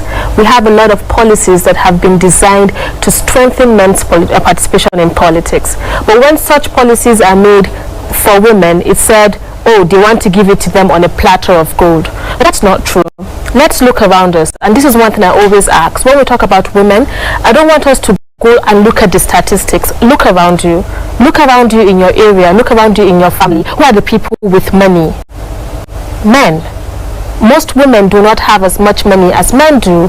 And this is because we always have to also ask why. Because when it comes to work that is not supposed to be paid for, it's a woman's work. But when men do labor, all of a sudden they expect money. Because look at cooking, look at taking care of the house. I mean, these are women's work, and these are work that are not necessarily being paid for. So when it comes, and this directly translates to even how much money women have in their hands and how much money women have in their bank accounts. So when you look at all of these issues, the question as to why women do not participate in politics, the answer is not far-fetched. So when and now we're saying they change. And political parties are making policies with regards how can we ensure that more women participate in politics. Okay, we're going to give you free forms, and people now want you to apologize for it. People now want you to say, oh no, yes, no, we're cheating. No, we're not. From beginning of time, policies have been made for men. So if we're talking about equity, and that's one word Nigerian men love so much, they say, no, we don't like equality, we like equity. Well, this is equity. How can we make sure that gender issues are mainstreamed into everything we do? How can we ensure that policies are made to ensure that women also are included in decision making? But that notwithstanding, we must never forget, when it comes to politics, we have to look at the issue of apprenticeship. Politics is like every other business, unfortunately, but that's the truth. You need someone to guide you. You need someone to be your godfather, to stand for you. And when you look around you, so many of those people with that level of influence are men. So now you look at the Me Too movement, and so many men in Hollywood are saying, these women are saying we're raping them, so we're no longer going to accept women as our mentees. So when powerful men are saying we're no longer going to accept women as our mentees, because these women now finally have the voice to accuse men, or rather to tell men that what you're doing is harassment and you need to stop, then we now have to also question the value that we have in our society. We have to question, as society, what do we stand for? Because if men can confidently come on TV or come on air or come on social media to say we're not comfortable with mentoring younger women because these women say we rape them or we harass them, I mean, these are conversations that deserve introspection. Now ask yourself, why do you harass these women? And then we have to now ask ourselves as a society, do we accept harassment of women? Because these things are not far-fetched from us. Do we accept harassment of women? If the answer is no, then it has to also reflect in our value system. It has to reflect in how we think, in how we say things, and how we do things. When you look at even in the issues like Natasha Okotete that you were talking about, she went through so much, and that is because this is someone that is social media savvy. She was able to document so many of her experiences for us to see. So many women do not have the words to document what they are going through. They do not even know how to do that. So most of the time when women come out and then they start having these conversations, and I think this is where many women bond in the kitchen. And so when they start telling other women about the kind of experiences that they have faced, it's almost like it's a lie. But these are stories that we must talk about, and that is why with Arewa Me Too, which took inspiration from the global Me Too movement, we like to force conversations about sexual violence, about sexual harassment. These are not conversations that you have in secret.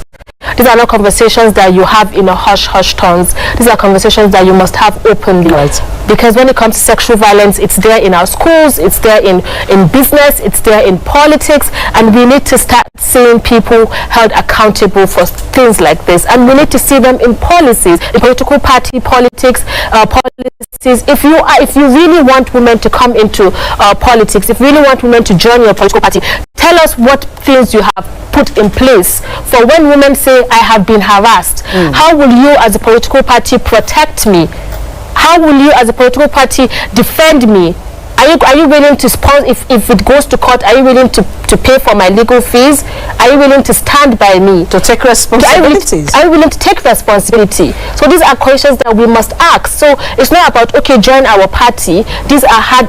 I mean, if political parties, major political parties want women to participate, they must fix it within them. It's not only about giving women tickets. When women come into your political party, what do they face? All right. Thank you very much, Hassana. Let's go straight to Rinu. I still believe you're still with us here. At this moment, we'll still talk about your own side as an activist. Somebody once said that politics is not activism, but I see it as part of it. Politics, part of politics has to do with activism. We're looking at solution now before we end the session. What is the solution going forward? What do we do to make sure that women get what their rights in the parliament as well as other executive positions in Nigeria? Okay, I don't think Rinu Oduala is she still there? Hello. Yes, I was asking that people said, yes, I was actually talking to you, that people said politics is not activism, but you can't take away activism from politics. So how do we move forward?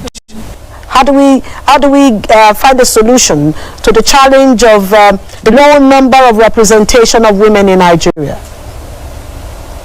Thank you so much. I must apologize. You know, we're in the Zoom economy now, so sometimes things kind of get lost in translation. Thank you so much for that question. So I wanted to address a couple of things quickly. Somebody mentioned earlier that there is no one to blame. You read out one of those comments. There is no one to blame for the circumstances around women's exclusion in political participation. I want to tell you that there are people to blame. We know them. We can name them. One of those people are the colonizers, right? The people who came into this continent and colonized Nigeria came with institutional patriarchy in their tracks. They came into this country and divided us along the lines of ethnicity, along the lines of gender, and that was the beginning of the historical exclusion. If you are telling me that there is no one to blame, how then did Nigerian women only have access to voting rights in 1979? I see that there is a lot of gap in history, and I want to encourage people to please fill that gap. Read about how we got here as a nation. Next thing, I want to talk about equality and equity as people speak about it. I always say that equity is the higher threshold of equality, in the sense that equity requires that you understand a person's humanness, their humanity, and then place them on a pedestal that allows their idiosyncrasies to merge with the rights and dignity and other things that are accruable to them, right? So when Hassana mentioned earlier that, you know, we must think about equity, I do agree. We must think about equity, and under equity is where things like affirmative action, you know, comes from. Substantive equality is the same as equity, and affirmative action is a tool of that entire, you know, entity. Now let's talk about the idea of patriarchal violence, because I want to build up to the solution, because if we are being honest, the solution is embedded in understanding the problem. If we do not understand the problem, we will not be able to access the solution. Let's talk about patriarchal violence. The pushback against women's political participation, it's not just, you know, legal. And I appreciate what Uloma said earlier about the sociological and psychological warfare, which is absolutely on point, right? Now, the pushback is basically telling women that we are not used to having you in this space. This is not your space, so we will do whatever it takes to exclude you. I can draw a straight line from this situation to the killing of Salome Abu in Kogi State a few years ago, right? So the fact that we are historically and systemically excluded has given rise to individual forms of patriarchal violence to exclude women from public and political participation. And we know that this is not sustainable. Women must be represented in these spaces if we are going to see a change as a nation and in regards to women's rights and agency. So the question is this: how do we change this status quo? How do we address this historically, you know, excluded community? Step one, we need to begin to consider women in Nigeria as human beings. I know that sounds basic, but trust me, it doesn't. When you think about a woman as a human being, you will not sexually assault her. When you think about a woman as a human being, you will respect their right to agency and political, you know, participation. Unfortunately, women are treated as an addendum to society. They are treated as an afterthought in society, and that must change. You must not look at a Nigerian girl and tell her that she cannot have something because she is a girl. Because look, those are that is the place where our sociology comes from. That's how we are socialized to expect that women, you know, will be excluded. And when you see a woman who has refused to be shut up, who has refused to be excluded from these important spaces, you start to think of her as a unicorn, you start to think of ways to abuse them and all of that. And look, another thing is the impunity. You know, why should people attack women and go scot-free? And then you will find that society will support the abuser. When a woman is abused, society rallies around the abuser. Look, I know that a lot of people are expecting me to speak on just the law and constitution. Yes, that is my area. But we must theorize about our day-to-day existence as Nigerians and connect it with the theories around feminist liberation, women's liberation, and gender equality. Because gender equality is not an event. Gender equality is not a promotional material.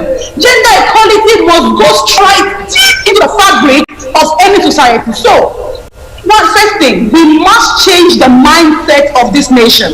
And I am not talking about television adverts, no.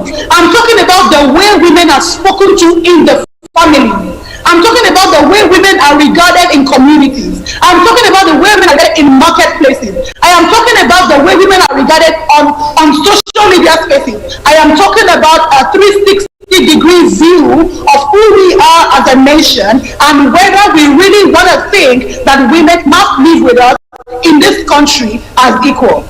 Okay. We must change the mindset that regards women as an afterthought, that regards women as, oh, you must be quiet, or how do they say that? I don't know how to regurgitate patriarchal nonsense. We cannot, continue to say women must remain in the background. No.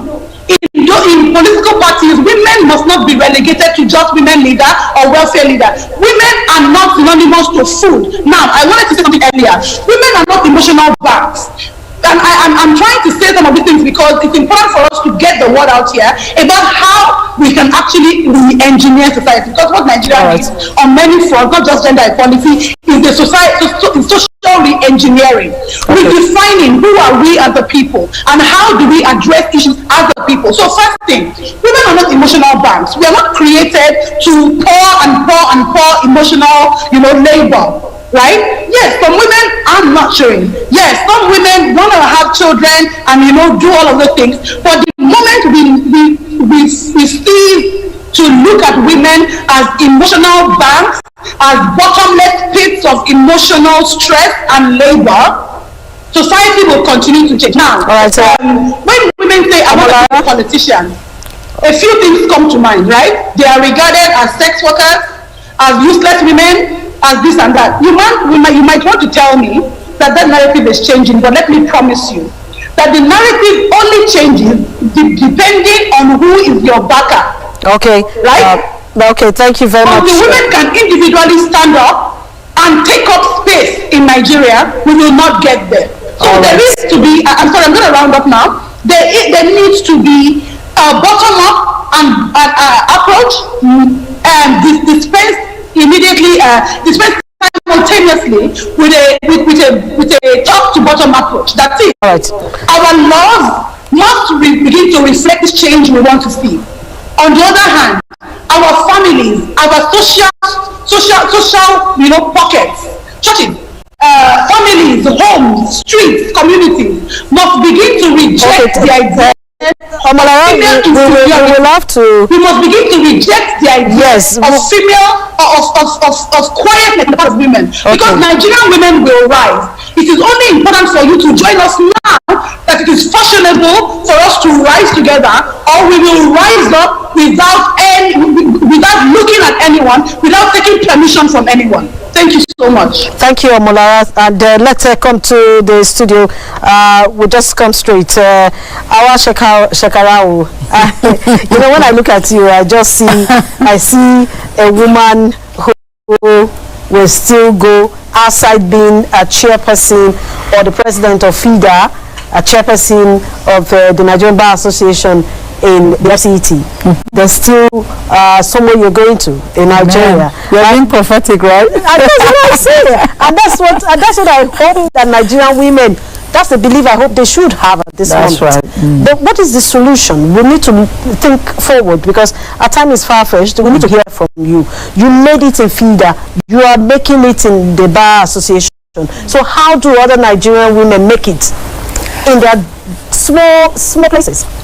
Thank you very much. I've had, all the, comments from, Rinu? Yes.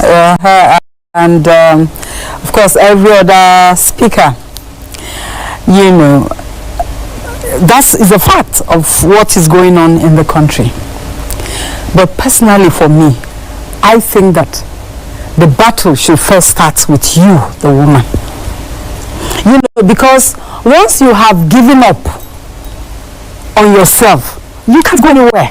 Even if the road is even very clear for you, you can't go anywhere. So I think I'm going back to what I said before, that we as women need to first invest in ourselves. I think one of the messages you read on social media, they saying that women that we just want it on a platter of gold. We need to fight for it. We need to get actively involved and all that. And it is a reality of what we are seeing in the country. For a woman, the standard is actually the pedestal that women have been placed is higher. So you need to work extra. If you look at women who have excelled, they went the extra mile. And for you to be able to go the extra mile, like people who go on a race, all these sprints, you think they just woke up one day and just got there and then ran and got there. It is consistent training, discipline, training themselves to get to that point where they have the stamina, they have what it takes, and by the time they step out to have, to run that race, they get there. So I think as women, as we continue to advocate for level playing field, we also need to somebody made mention of women who have failed us. Yes. This is the thing that can happen when you don't invest in yourself, you don't prepare yourself, you don't have the capacity. They push you. In fact, sometimes they push you deliberately so that you can fail and you can become part of the number of women who have failed. Like one of the speakers have said, many men have failed this country. But nobody is talking about, we shouldn't let us give women now the chance. Nobody is talking about that. But when women come up, they tell you that, so person has failed. And I know that in this country, we have women who can stand their own, even at international level. But just the opportunity, the level playing field is not there for them.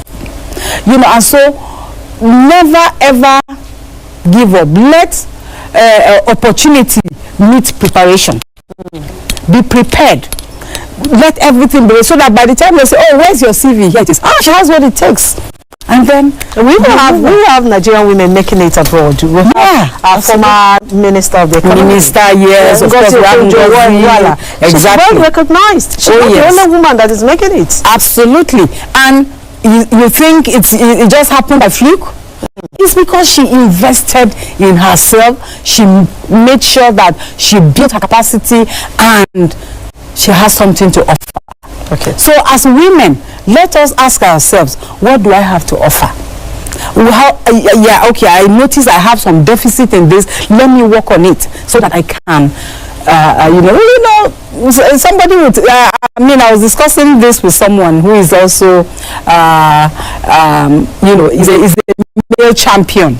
And he says, women, we keep talking about our own capacity. So men, even without the capacity, they get them appointed. I say, yes, but that is the challenge of what we are facing. So as we continue to advocate and push to ensure that those barriers are cleared, we also need to do our own. All right.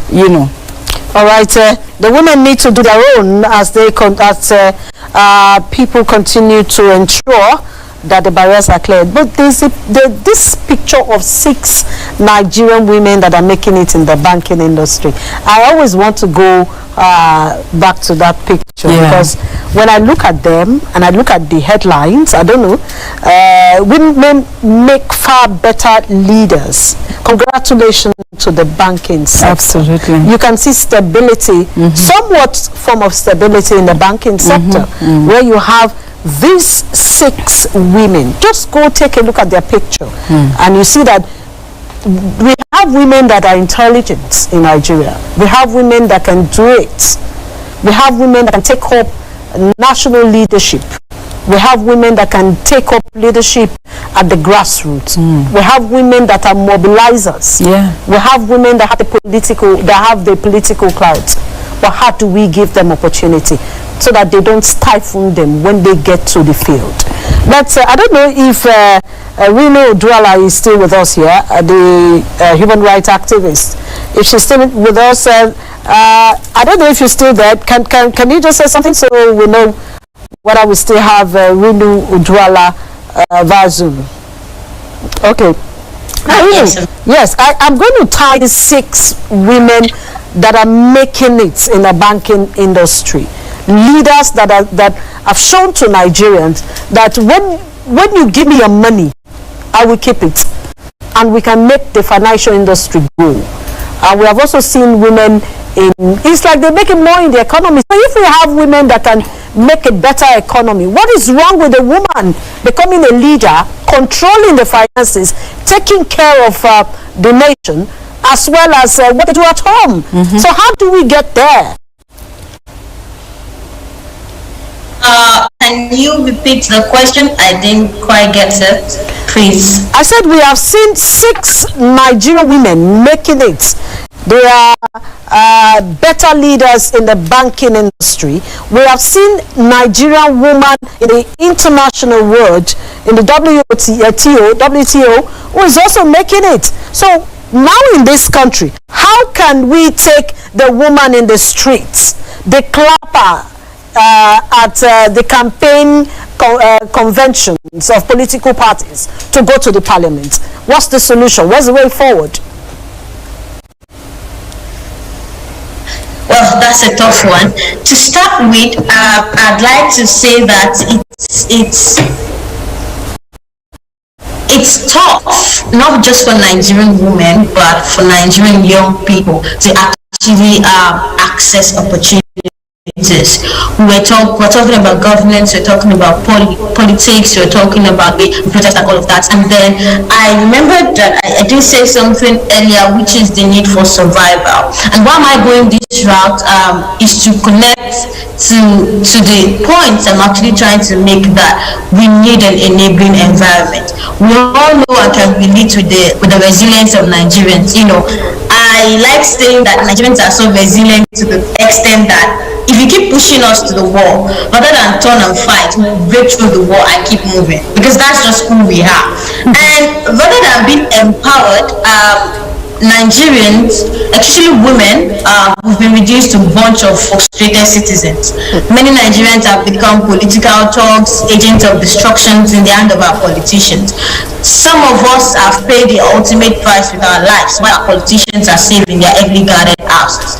While the children of politicians are studying in the best school abroad, they are graduating on schedule. Youths in Nigeria, youths in public schools in Nigeria are taking ages to graduate due to the incessant strikes, dilapidated teaching aids and all of that. Let's not even talk about how thousands of school children are out of school this year due to the incessant kidnapping in the north. And if you check, let us check the number of these school children that are out of school. You'll find at least 80% of schoolgirls that their education are being endangered by this kidnapping. This is not what we bargained for. And then how do we now create, this enabling environment that will enable women to effectively compete out there? However, people talk a lot about frustrations and all of that. I dare say that we're not frustrated because the president has refused to create 3 million jobs per year. Not even frustrated about the fact that we're not being included in the president's family. We're frustrated about fundamental issues. It is until these issues are solved that we can able to say, oh, we now have the Nigeria that we want rather. We're frustrated at the lack of basic amenities, frustrated at the lack of electricity, bad roads, the academic calendar, absence of security, absence of enabling environment for entrepreneurship. We're frustrated that we cannot even live without constantly working on eggshells. We're frustrated about everything. It is not rocket science that the future of the Nigerian youth, especially women, are under serious threat. Our future is now looking bleak thanks to a government that lacks vision, sorry to say, and sound judgment. A government that's founded on lies and deceit. Women in Nigeria need a future that we can look back on without regret living. We need a future, we want a future that we can be globally recognized as entrepreneurs, as business moguls, as Nobel Prize winners. A future that we can be proud of. But we should ask ourselves this question right now. Is that future not becoming elusive these days? Is that future not becoming mortgaged and sold off to the highest bidder? Is that future, our dreams not being killed off, our ambitions not being squashed? The future that we have waited for, they say the youth of today are the leaders of tomorrow, the children of today are the leaders of tomorrow. However, that today has come, that tomorrow that we're always waiting for, it has come, and it has even almost gone. I'm like, not yet the leaders, yes. The tomorrow that we hope for is seemingly not coming. Our world is crumbling, our ambitions are taking a nosedive, our dreams are becoming increasingly unrealizable under this government. For me, you have something earlier, which is what is the current theme of this new generation, apart from the frustration, the fact that we've been driven to our breaking point, of which are elastic limits. The fact that living in Nigeria alone for women is like skating on a thin ice. It's a risk. If anything, the youth of today, especially women, are certain of, it is the uncertainty of our future. But our faith should be our coconut head. I mean, always like a phoenix will rise from the ashes and will keep moving. Okay. Ask me if the efforts and sacrifices of female voices, despite the backlash, despite everything that is happening, is worth it. It's like asking me if our future is worth it, because our very future now depends on us fighting. It's about us standing our ground, not refusing to even give an inch. That's how we can become great people. That's how we can become people that have been put on platform out there, because you cannot deny the environment does not enable us to grow. So Nigeria is all we have. Like I always like to end.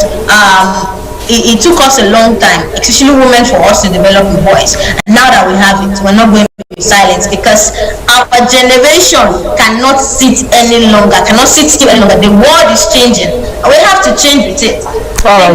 Thank you. And now let's quickly take Doreen. Doreen, yes, is it possible that Nigeria can break away from these challenges that is before us? Is it possible that a Nigerian woman can get to that position? Is it possible that you can take a woman from the street to the parliament? What should we do? Of course it is possible, but it is important that we understand that individual solutions are not the solutions to structural problems. It is important to also see that our problems are very structural. I use the insecurity example all the time. If Nigerians understand that insecurity in a particular part of the country makes it hard for people to travel around, makes it hard for people to go to work or go see their families, we should also understand that there's a role that plays in the way every single structure in this country is stacked against women. In universities, for example, sexual harassment is it's a major reason why a lot of girls drop out of school or do not perform, because you need a conducive environment. You need a conducive environment to prosper. You need a conducive environment to learn. And when that environment is insecure, you cannot just say that the people there do not want to learn, or that they are not motivated enough. We should not be okay with the standard of women fighting to gain everything.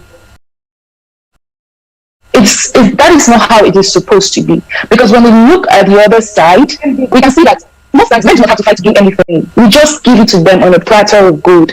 And the ones that fight to gain it, like, we still acknowledge that they had battles there. But when it comes to the other side of women fighting to or struggling to gain power, we see it as you don't have enough courage, you don't have enough vim to want to gain this thing. We should never be okay with that. As a country, we should not be okay with the standard where every single person in the country is fighting for sustainability. We should never be okay with that. And the same thing applies to women in politics. Okay. We need to create a structure that is viable, a structure that is sustainable, because without structure, then we are headed nowhere. The major problem in Nigeria today is lack of structure, dead structures, faulty structures. If you want to work, if you want to progress as a society, we need structures that are compartmentalized, structures that understand the diversities and differences of people, structures that include and not exclude. And if we do not have those structures, then we're heading nowhere. Right. Of course, it is very possible for women to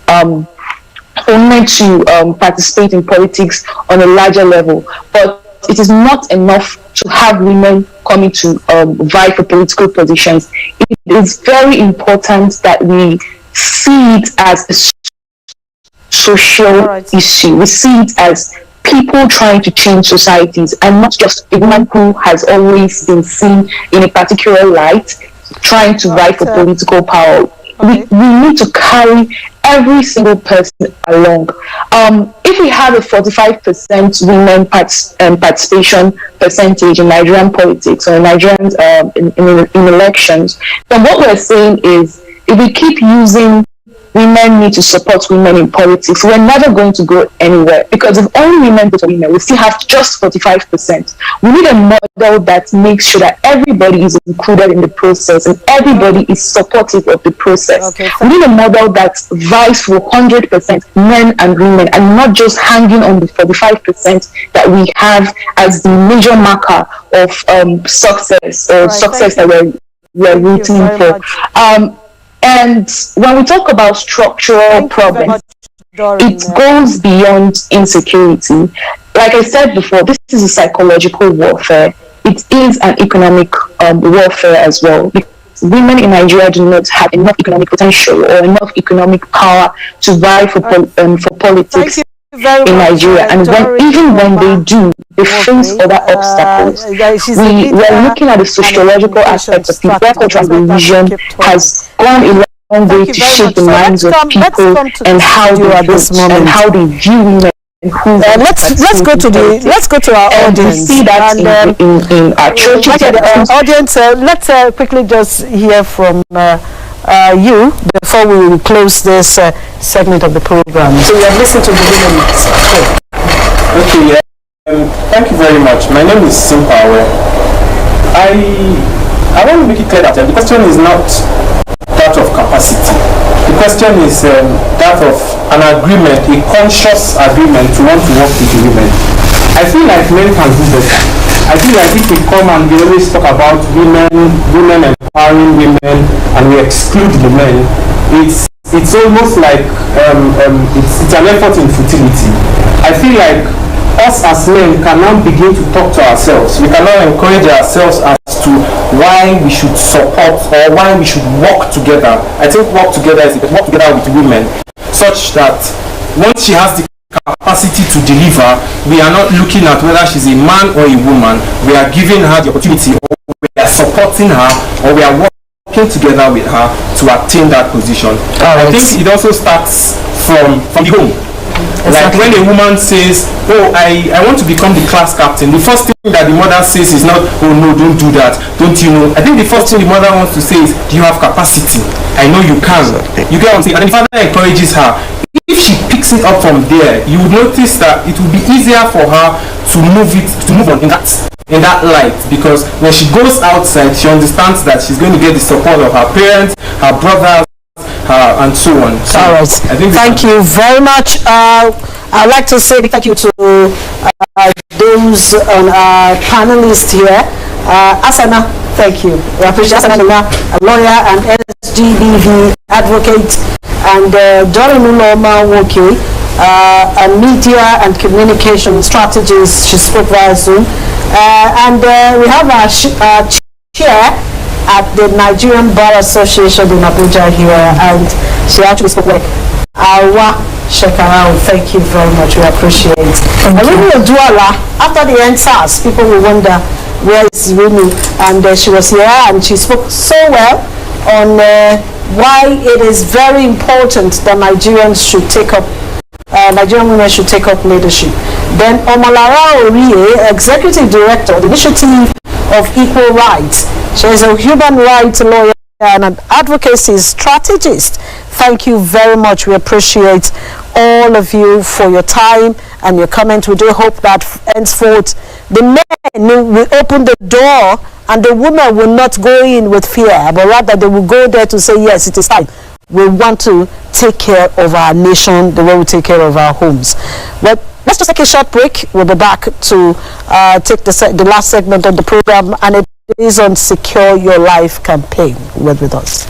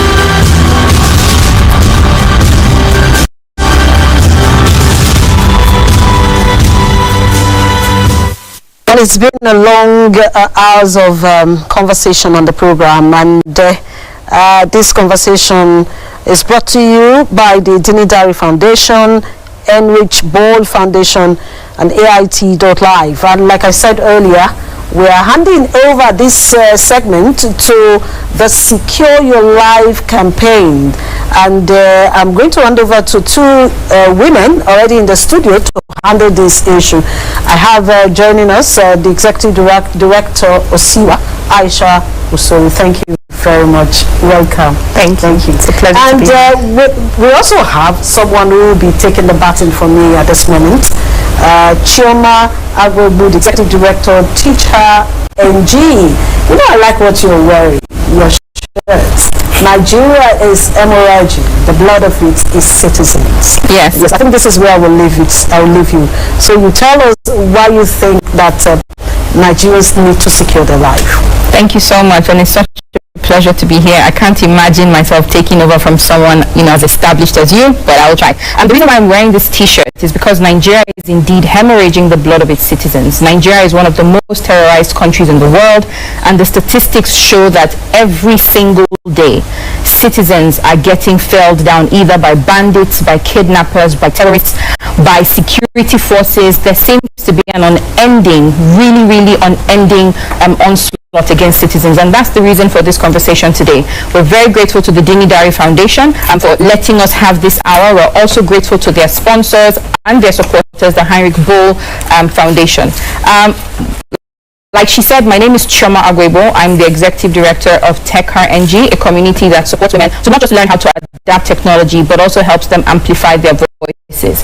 And that kind of segues into the reason why we're here today. Secure Our Lives is a movement led by women, for all women and for all Nigerians indeed, to speak up about the spate of insecurity in Nigeria today. And it's just women leading the conversation and saying enough is enough. And I think that really ties into the conversation from streets to parliament. Enough is enough. How do we strengthen the voices of women in the conversations around security? And Ayisha is going to be helping me do just justice to that conversation today. Thank you, Chioma. I'm looking forward to it. Okay. Joining us via Zoom, we have three guests with whom we'll be having a conversation. The first of them is Honorable Heinrich Boll. He's a member of the House of Representatives, and he joins us via Zoom today. We also have Major General Iyom Anenih, retired. She's joining us also via Zoom. And we have Kemi Okenyodo from Partners West Africa, Nigeria, who joins us via Zoom, and we're all going to be discussing the conversation around insecurity in Nigeria. How do we stop the bloodshed in Nigeria? How do we bring to the attention of the government the lives that have been lost on a daily basis, the numbers of people who keep getting kidnapped, the numbers of women who have to mourn over their children, their husbands, their brothers and other family members. But before we get into the conversation proper, we have a few voices from the streets. Secure Our Lives went across the country around the 6 geopolitical zones, and we asked women to speak to the effects of insecurity in their lives. Here's what they had to say. Elizabeth, for the past 3 years now, we're experiencing insecurity in the farm. In fact, presently we cannot go to farm. In farming, we get some money after harvest. In Kwali Area Council, there was a woman there that went to farm, and the man that was farming for her, suddenly the headsman entered into the farm, approached the cassava and gave it to the cow. And when the man came and said, why all this? Why is all this happening? Before you know it, they cut the hand of the man away. And that was how the man lost one of his hands. And so the women could not go to the farm. How can we get help? So that how we can enter farm, and the government should help us, even if it is to give us some security personnel who can come to the farm anytime we are entering into farm. Because presently, if you see what is happening in Nigeria now, it is not easy. Even to feed is not easy. But if we are able to go to farm, we will be able to, produce much of food that we can feed. Like before, we used to do it in cooperative, and later we share within ourselves. But this year we'll be buying food, which is not easy for us too. So what's the changes we want now is that if government can help us, so that when we enter farm, there will be security. My name is Felicia Oko. My community now, but two community. And my community, then they cross river before then they reach my community. So which kind of work do they do? Fishing and farm. Okay, which kind of they plant? Now planting and cassava. Okay, just now where would they come? So you say make only me and you no come here, make other people follow to why? Because of all those people when they cannot people, so now make as make other people follow me. So for farm here, so they come kidnap? Yeah, then they kidnap. Apart from kidnap, what do they do again for this place? What do the people they do? Apart from kidnap, then they disturb us for the riverside when they disturb us. How they say they disturb now? Then they kidnap us. If we go inside sea well more time, then they disturb us. So we not the feed, they go far place, go keep fish. So now, how that will come to the affect you? Because you say to come farm now, you dey fear. To go river too, you dey fear. So how it they affect you? So all those things that affect me, I make them give me money, make I take do other business. Apart from that one, so you never tell me the really how it they affect you. What is it that affect me? So all those goat, the animal, that when they go chop the cassava and this, they scatter them. So the river self, I don't get tired. So make them give me other money so that make I take do other business. You get husband? No. So now only you take care of your children? Yes, I don't die, me and the widow. Okay, so now tell me again, what you want make them do for you? What you know they want to do for me, they say make them give me money, make I take do other business. Other take security, so I don't know. Make them make I take the river and the bush and so that make my farm then do well for me. We're sleeping at night by 2:30 at night. Then we just had a gunshot. People are running at night, calling for help, but nobody. They kidnapped so many people that night. What I saw that day, it was so... It's another thing different. Since I was giving birth, I've never seen that. So they kidnapped so many people, and around the line we have to leave the place. I and my children have to look, my husband will have to look for another location now to stay because we want to be safe. My son got university, but he cannot go. He's supposed to be in school now, but due to the rush, we're looking for where we'll stay. We don't have financial now. We lost so many things. My business now has collapsed. We need government help because seriously there's no security in Kaduna State. We need security. We need government to help us. My name is Barrister Deborah Ijadele Adetono.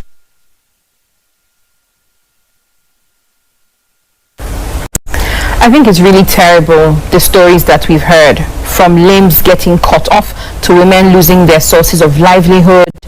And I think we never stop to consider the ripple effects that insecurity has on the lives of people. So a lot of times we think about there's insecurity in a place, they just need to leave. But when they leave, what happens, right? So this woman talks about her business failing, and this is simply because she's no longer in the place where she used to trade. I don't know about you, but honestly, I watched those 3 clips and my heart was racing. And I think for me, that's why I'm here today, and that's why we started the Secure Our Lives movement, because the truth is, these women could be us. It's really only a matter of time before everybody in Nigeria will face the insecurity that these women are talking about. Whether you're in your bed at home in your house, whether you're traveling, whether you're in school, 600 schools have closed already in Nigeria last year alone. This year we've had over 2,000 students kidnapped. Babies are being kidnapped now from hospitals. I mean, the stories are getting worse and worse. And when is it going to stop? So this is really time for us to all come together, and that's why we are all here on the public holiday to talk about why we need to secure our lives. And we have 3 guests, as Chioma said. I'll be starting with Honorable Nwanwuba. Okay, great. So I'll be starting with him. And sir, please, the first question is for you before I go on to Major General Amusu, retired, and then Kemi Okonyede will come last. So the question for you, sir, is very simply, what exactly is the National Assembly doing to ensure that citizens' lives are secure? Well, thank you very much. I'd like to confirm if you can hear me clearly, because I'm struggling with the...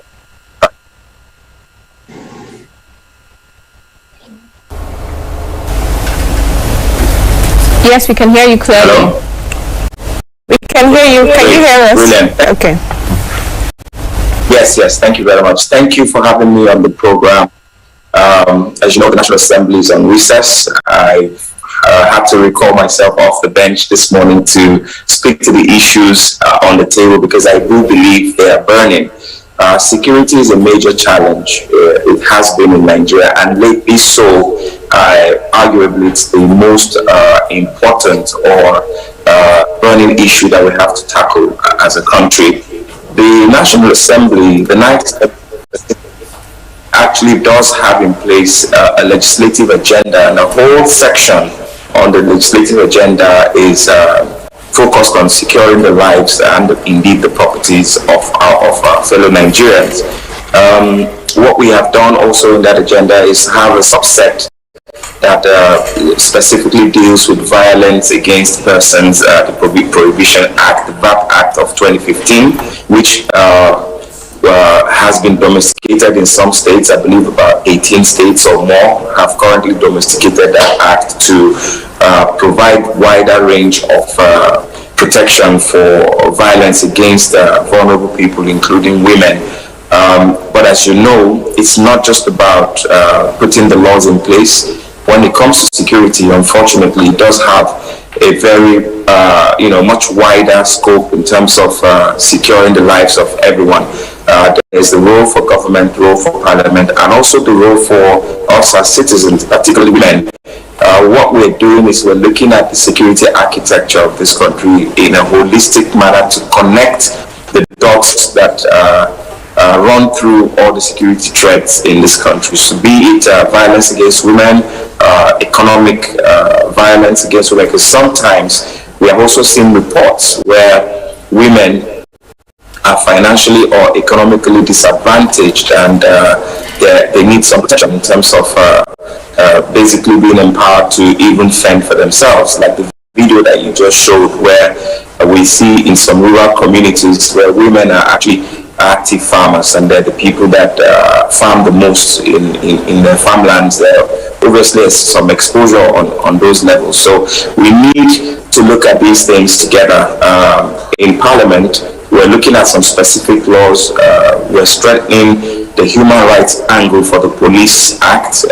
We're putting the framework, legal framework, to hold the police accountable for human rights violations.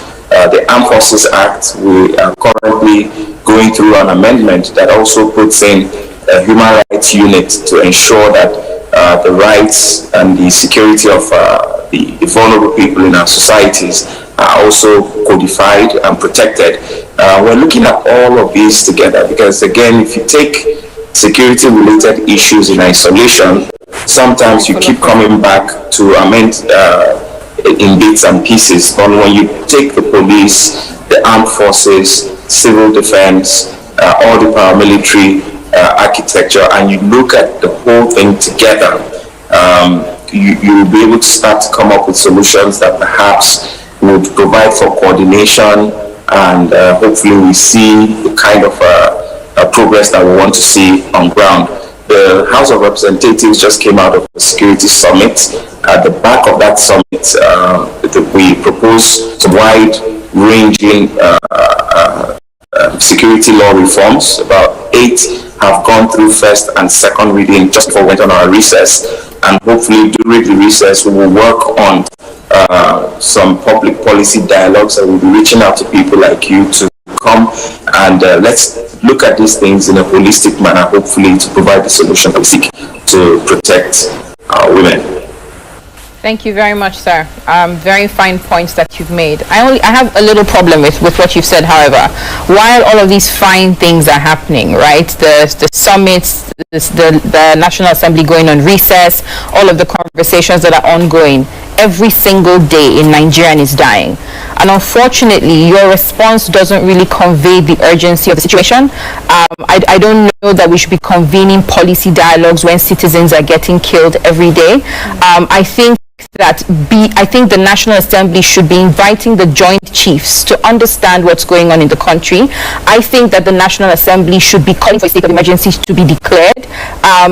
Ayisha was talking earlier about the fact that over 600 schools were closed last year. We've been hearing that, Boko Haram, for instance, has been technically defeated since 2015, but in 2021, people are unable to go to their farms. We now have these terrorists actually competing with each other for supremacy, but this competition is on the bodies and lives of Nigerian citizens. So I guess my question to you is, what are the urgent acts? What are the urgent actions that the National Assembly is taking to build trust with Nigerians that they actually have a handle on the situation, but also to compel our Joint Chiefs and the military and everybody really to take action against insecurity? Because as we're speaking, I can almost promise you that somebody is getting kidnapped somewhere in Nigeria. And just to layer on that, I mean, again, Henry, just one more thing to pile on to that. It's just there's no sense of empathy. So there's 360 members of the House of Representatives. There's 109 senators. Have you guys ever had any town halls with people, the regular Nigerians who are feeling the pain? Have you guys actually gone to your constituencies and sat with people and said, we understand, we're worried? There's no sense, apart from the lack of urgency, there's also no sense of empathy. No sense of responsibility or connection to the millions of Nigerians who are scared, dying, and literally harassed. So it would be nice to address that as well. What are you guys thinking about that? Yeah. Well, I was actually responding to the question from a perspective of violence against women. If you're taking a conversation on this whole security system in Nigeria, I am sure you do recall when we declared indeed a state of emergency on the security situation in this country. It is deplorable that every day we stand up in Parliament to observe 1 minute silence for loss of lives, destruction of properties in one part of Nigeria or the other. There's absolutely no part of this country that is secured. You also recall when the House of Representatives invited Mr. President to come and address Nigerians, looking for answers to the security situation. Indeed, the fact that we called for a security summit where we brought all the stakeholders, the traditional institutions, the Oni of Ife, the Sultan of Sokoto, all the governors were invited, the service chiefs, everybody was in the same room tinkering with this solution. Of course, we do fall back to our constituencies. You recall, I am from Imo State, and you recall in the recent past when we had the uprising of unknown gunmen and there was so much insecurity in town. We had to hold hands and we had to dig with security. What affects one person affects all of us. Doesn't matter whether you're a parliamentarian or you're a governor or whatever. Governor's Council has been attacked in this country. There is nobody that is insulated from security situation. I was only responding based on the angle on what is going on against women, violence against women. How do you secure the most vulnerable in society? But if you want to have a larger conversation on the security architecture, I believe that Nigerians have seen the effort that we have put in place in the past. And indeed, if I did come across that we have no empathy or we're disconnected, then I do apologize, because that is far from the reality. We are actually bothered. Nobody is safe in this country anymore. And of course, as a member of the opposition, I stand tall to even call and hold those that are in charge to account. Remember that every arm of government is charged with its own responsibilities. The arm that we operate at, which is the legislative arm, we must look at legislative solutions. And if you think we're being slow, or that you are not seeing the speed that you deserve to see, we'll probably need to now look at other arms so that we work together. If the coordination is there, I believe that we can begin to turn the tide against insecurity. Otherwise, we will just be talking the talk and not walking the walk. Thank you so much. Thank you so much for that, and thanks for sharing more about what has been done in terms of addressing the urgency. I want to speak to Kemi. Kemi, you've listened to this member of the House of Representatives, what's your sense about some of the practical things that can or should be done to secure our lives in Nigeria, in addition to what we've already heard from him today? Kemi, are you there? Can you hear me? Yes, I'm here. I can hear you. Thanks, Ayisha and Chioma. I think one thing that is really missing is a developmental agenda for us in country, because if you look at the root causes of the insecurity, they are linked to development and governance issues. We're talking poverty, we're talking unemployment, we're talking unemployment for a teeming youth bulge. Then we're looking at also infrastructure challenges. Some time back, I sat down and when I was listening to the Honorable Member, and I was thinking back some years back when we had the needs agenda. When you have a developmental agenda for a country, then the security component naturally just fits in, or else we'll be taking things in piecemeal, and you'll be able to look at your country from the beginning to the end, from the beginning of the spectrum to the end, and look at where you want to be at the end of the day. That is clearly missing. So that's one part of it. We seem to have a military or securitized response to it. So you're looking at, we most likely would look at deploying military or police or any other of the security or law enforcement apparatus. That's a short-term measure, because for as long as you do that and you're not addressing the root cause, we will continue to have these challenges. Religious violence. The country is more divided than we were in years back. So even the mismanagement of the grievances, either farmers, herders, either looking at issues that also have underlying ecological challenges through the lens of religion, through the lens of ethnicity, is not helping us. So it has to be a holistic agenda. And where I would put it is a comprehensive development agenda that goes across party lines. So irrespective of which party comes to be dominant in the political space, it's a development agenda for the country, and all machineries and all apparatus of the country, including the security component, is lined up to ensure that we deliver this. Thank you. Thank you so much, Kemi. And you know what they say, and the more you do, the more you have to do. But I want to build on what you said. So let's just presume that you're president today, President Kemi Okonyedo. Who would you pull into a room to address this developmental issue that you talked about? Because I can't hear you. Can you hear me now? Can you hear me now? Can you hear me now? Kemi, maybe you should go. Can you hear us? Kemi? Can you hear Chioma? Can you hear me? If you can't hear Ayisha? No. You can hear us asking the question.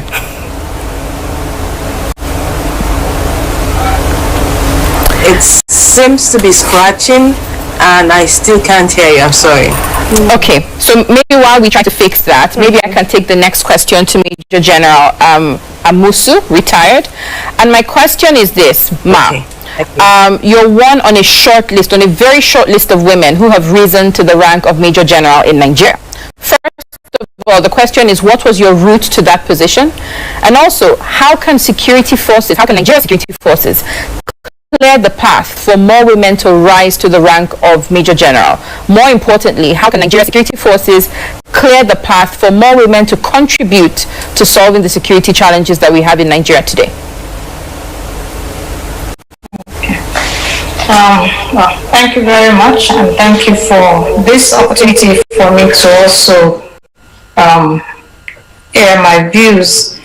Well, when I say what is the path, I think the path for both males and females in the military is the same. The military actually has a career progression path for everyone, and that just means that when you join, you're supposed to go for courses, you're supposed to sit for exams, and you're supposed to perform your duties. So once you do those things properly, you do your courses, you do your exams, you do your courses, and generally I think those are things that open the way. So it's not it's not as if it's anything. There's no special route for women or a special route for men. Unfortunately, yes, I think we haven't gotten so many women who have reached the rank of a 2-star general. I think in the Army we've had 2, and in the Navy we've had 2. I look forward to the Air Force also having their own. But when I think about it, when we say clearing the path, I would say probably what are those things that actually stand in the way of women, not only getting to the top in the military, but in many other professions, and probably being able to have a better voice when we talk about issues of security or other things that affect us as a society. I think one is that unfortunately the military is not probably a profession that has been sold to many communities, so women tend to look at it as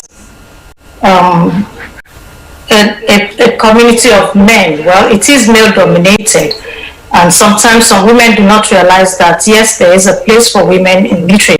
I mean, we know that from time that women have always served in the military across the world. In Nigeria, we have had women in the military right from the 60s, but unfortunately, we still have some parts of Nigeria where women do not realize that they can actually continue a profession in the military where they can play their own part and also rise to the top. And for those who join, there is also that challenge that we have where they have to play so many roles. You have to play the role of a wife, a mother, a daughter, a sister, and you also have to play the role of a soldier. And we know that being a soldier there's certain things that come with it. There's certain duties you cannot guarantee that you're going to be in one location for a very long time. And that actually discourages a lot of women from joining because they feel they do not want to be very mobile, especially when they are raising their families. But I believe that we're lucky in Nigeria. We have a good support system of the extended families, so we can always get people to help. And I think for me, I was able to recruit a good crop of family members and friends who were able to support along the way. But I think generally we also have a shortage of female mentors. Female mentors, good female mentors who would actually let younger ladies know that yes, there are challenges in this profession, but they are not challenges that cannot be surmounted. Because we do need to have more women in the room. You know, when you're talking, when decisions are being made, particularly about security. I like what Kemi had said, and she actually addressed most of those issues head on. You know, security is actually very wide. When we look at it in terms of the physical security, there's so many things that go into it. When you look at, you know, people are not going to farms, there's no food, schools, people are not going to schools, young people are not getting jobs. Not because of the security. You have people who are, you know, you have youth couples who do not want to go, or even if they want to go, their parents would not want them to go further away from home. So everybody is still remaining in their cluster and thereby reducing the exposure.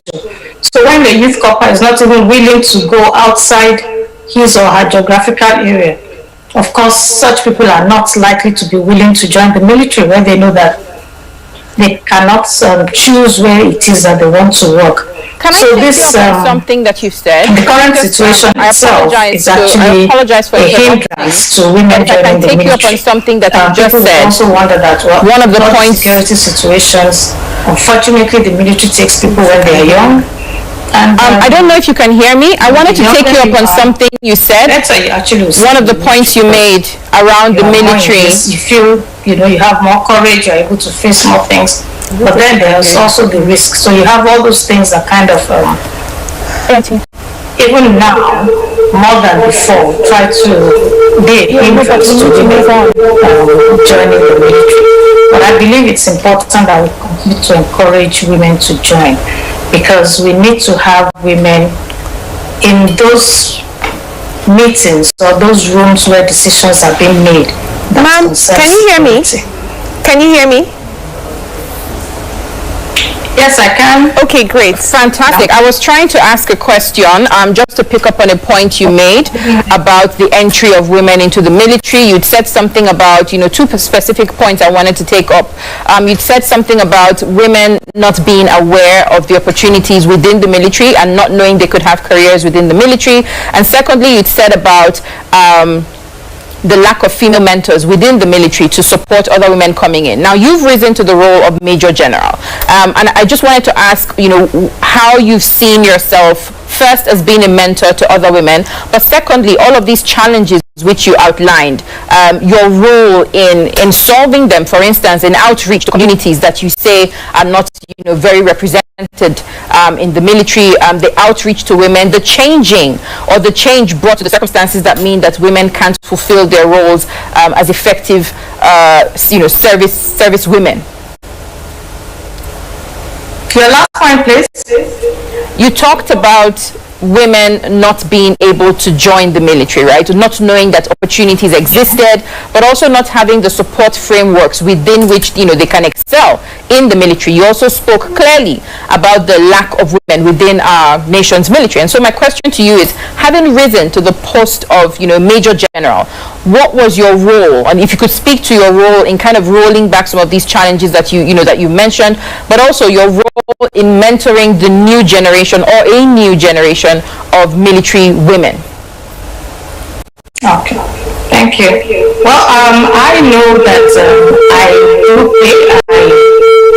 mean, this is also an opportunity. It's also showcasing that we have had women who have risen to the top, at least to the rank of Major General in the Army. The first female Major General was Major General Kale, and we've had two from the Navy apart from me. And I know that the four of us, in addition to quite a number of people who attained the rank of 1-star general, have continued to, play roles, make sure we're visible enough to let younger girls know that, yes, you can join the military. You join the military when you're young. And, once you have the support, you're able to get the support, the advice, you know what to do at every step. And you don't expect these things to be handed to you on a platter. You have to work for it. And in terms of choosing, we talk about people being able to choose careers. Some people feel once you join the military, you can't go further because you're a woman, there's a cap. And I like to let them know that there is no cap. Once you continue doing your work, you compete with the men, and women tend to be very, very, when they're committed to something, we know that we would be rather fastidious, we would work on it. So that makes sure that we can actually achieve those goals that we set for ourselves. I continue to mentor women. I continue to make myself available, even within the Army as a retired officer. I'm called sometimes to talk to women. Many who know me continue to ask. I give a lot of talks to secondary school children, telling them, yes, this is a profession that you can go into, even for those who do not have the access to probably go further after secondary school. Because the military also provides them, education, which is now at government cost. So some people do not know that. And I continue to give that kind of education or awareness for people to be able to know that, yes, this is available. And I know that even working with the others, I know that is something that is being done by quite a number of us.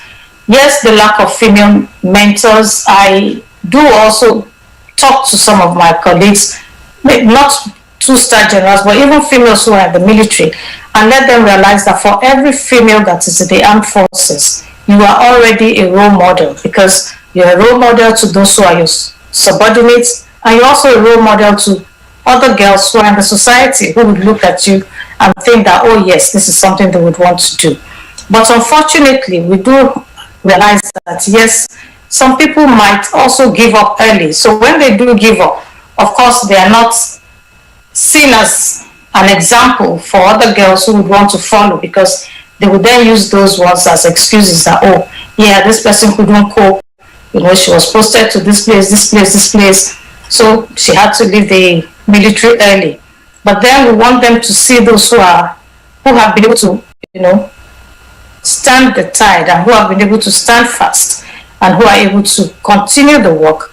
Because, you know, yes, it is the military, it's a male-dominated work environment, but there are other male-dominated environments in which women are doing well. So we continue to get women to realize that there is nothing that is insurmountable once they set their minds to it, you know, and that works all over the world. So I think we just continue to create the awareness, and for every female who is in any position of authority, or where she has a voice, we must continue to make voices, to be voices for women who are subordinate to us, and bring them up.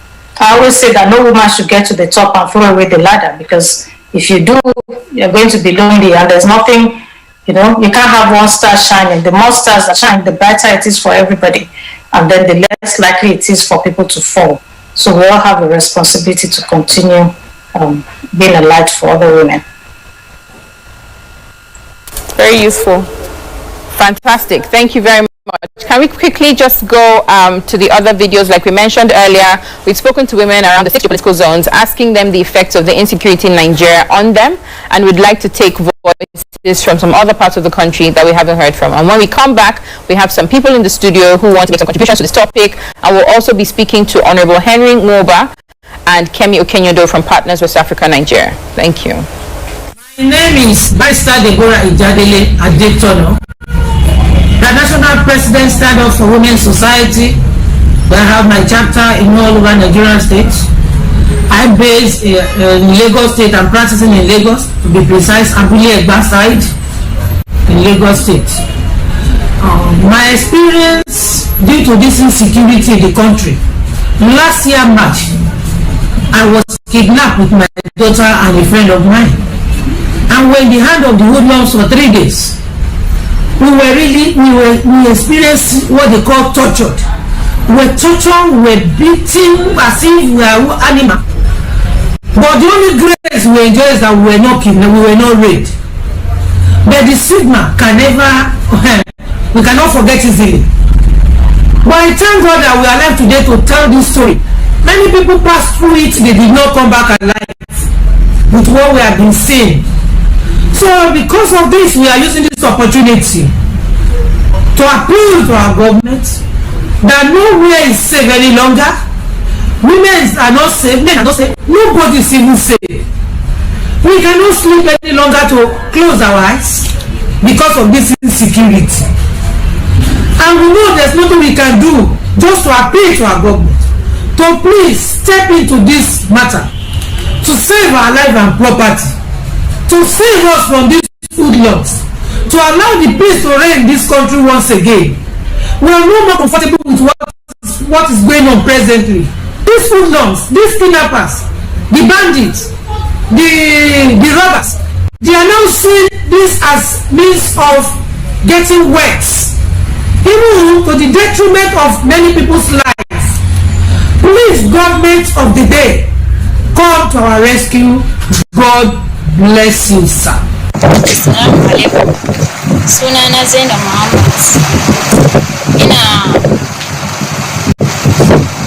Na yi hijira daga Buniyadi na dawo Mato. Dalilin shigan Boko Haram. Sun shiga min gida da daddare Lahadi karfe 9:30 na dare. Suka shiga min sun kai su 30. Suke tambayan ina mijina. Sai na ce musu ban san ta ina ya gudu ba. Ban ga me ya gani ma ya gudu ba. Na gaya musu haka sai suka karyata, suka dora min wuka a wuyana idan ban faɗi ta ina ya fita ba za su min yankan rago. Na rantse musu na ce musu ni ban san ta ina ya fita. Ina da ciki wata 6 a cikina da kuma karamin yaro a cinya. A daren ashe sun same shi, suka tsinka igiyan shanya, suka zubar kayan mu a ƙasa, suka yi mishi fara, suka daure cinyar shi da igiyan.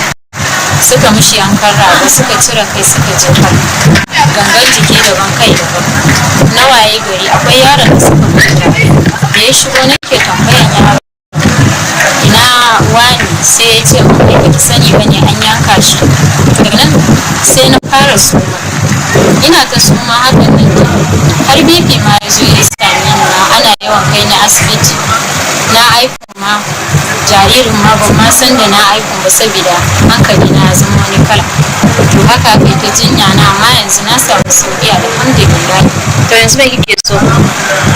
Yanzu abin da nake so a min taimako in samu sana'an yi in kula da karatun yara na.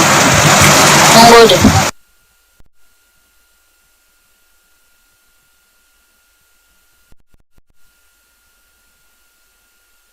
Kemi, can you hear me now?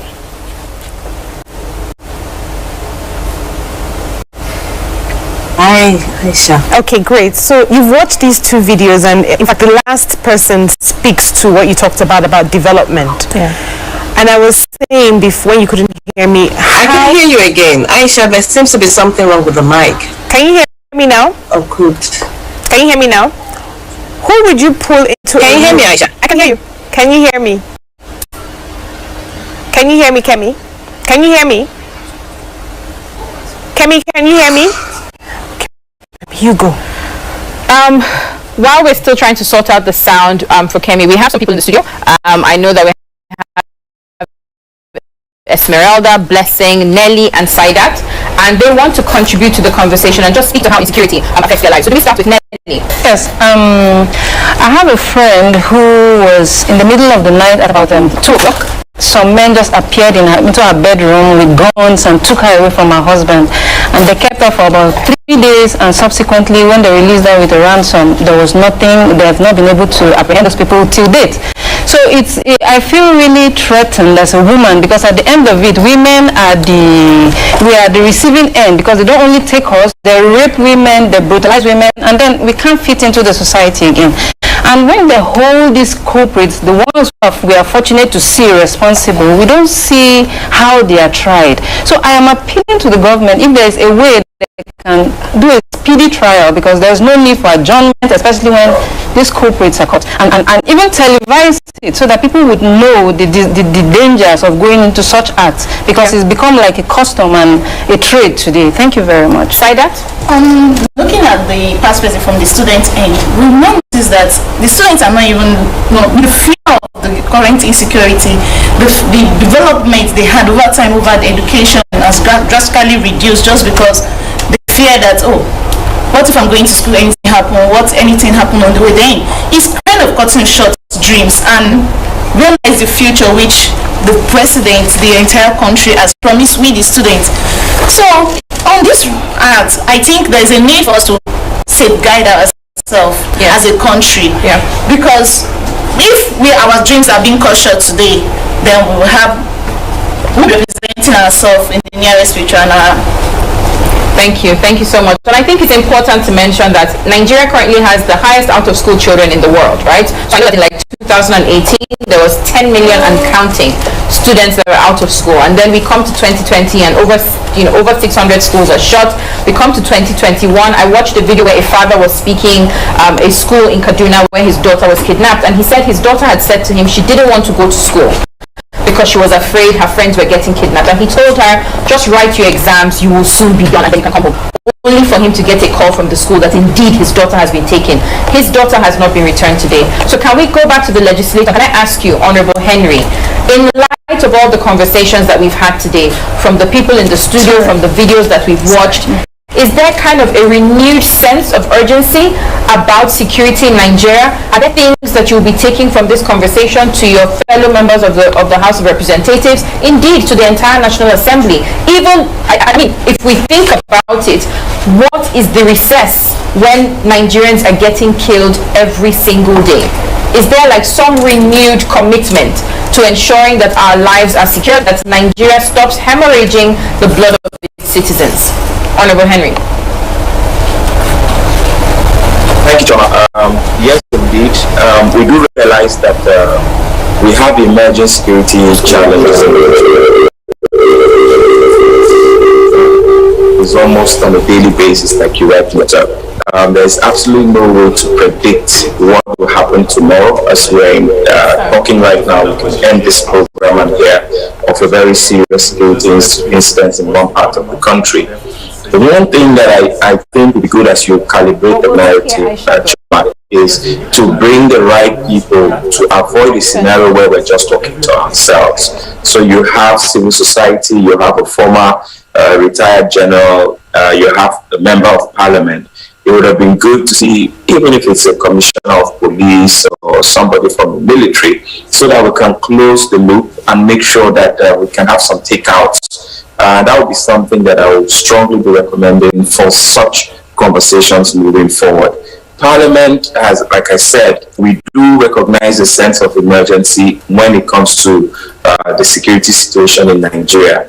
Unfortunately, what we can focus on is how do we understand.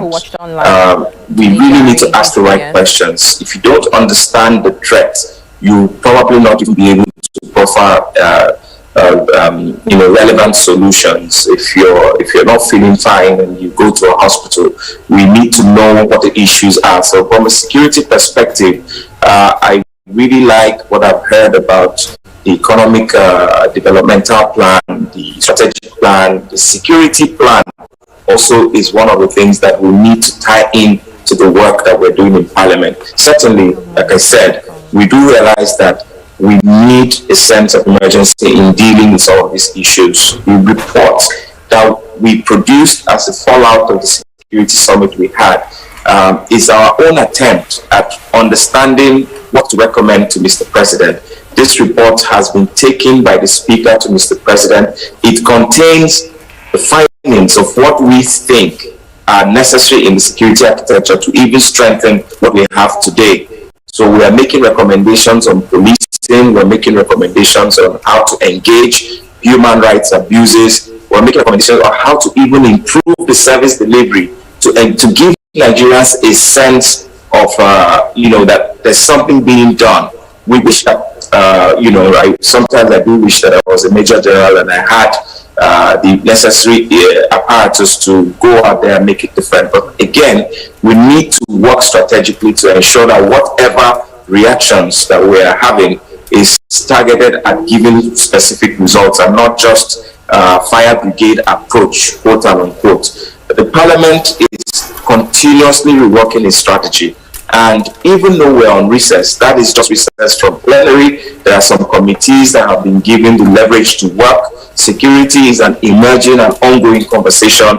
Unfortunately, from a security perspective, there is no holiday, there is no recess. I'm here talking to Nigerians today using this platform, and we're still available to engage to ensure that we bring out the solutions. It is a state of emergency. I wish the executive can bring out a magic wand and wave it and everything will go away. But unfortunately, there are other conversations that tie into security that will make this whole conversation realistic. At the end of 2021, Nigeria will be bringing out 3 million graduates. They will be joining the workforce. If we are not able to cater for the projected explosion in the population in this country by the year 2040, 2050, when our population exceeds that of the United States, if we don't put the necessary things on ground today, we are actually planning to fail, and we're going to have a very big keg of gunpowder that could be exploding on all of our hands.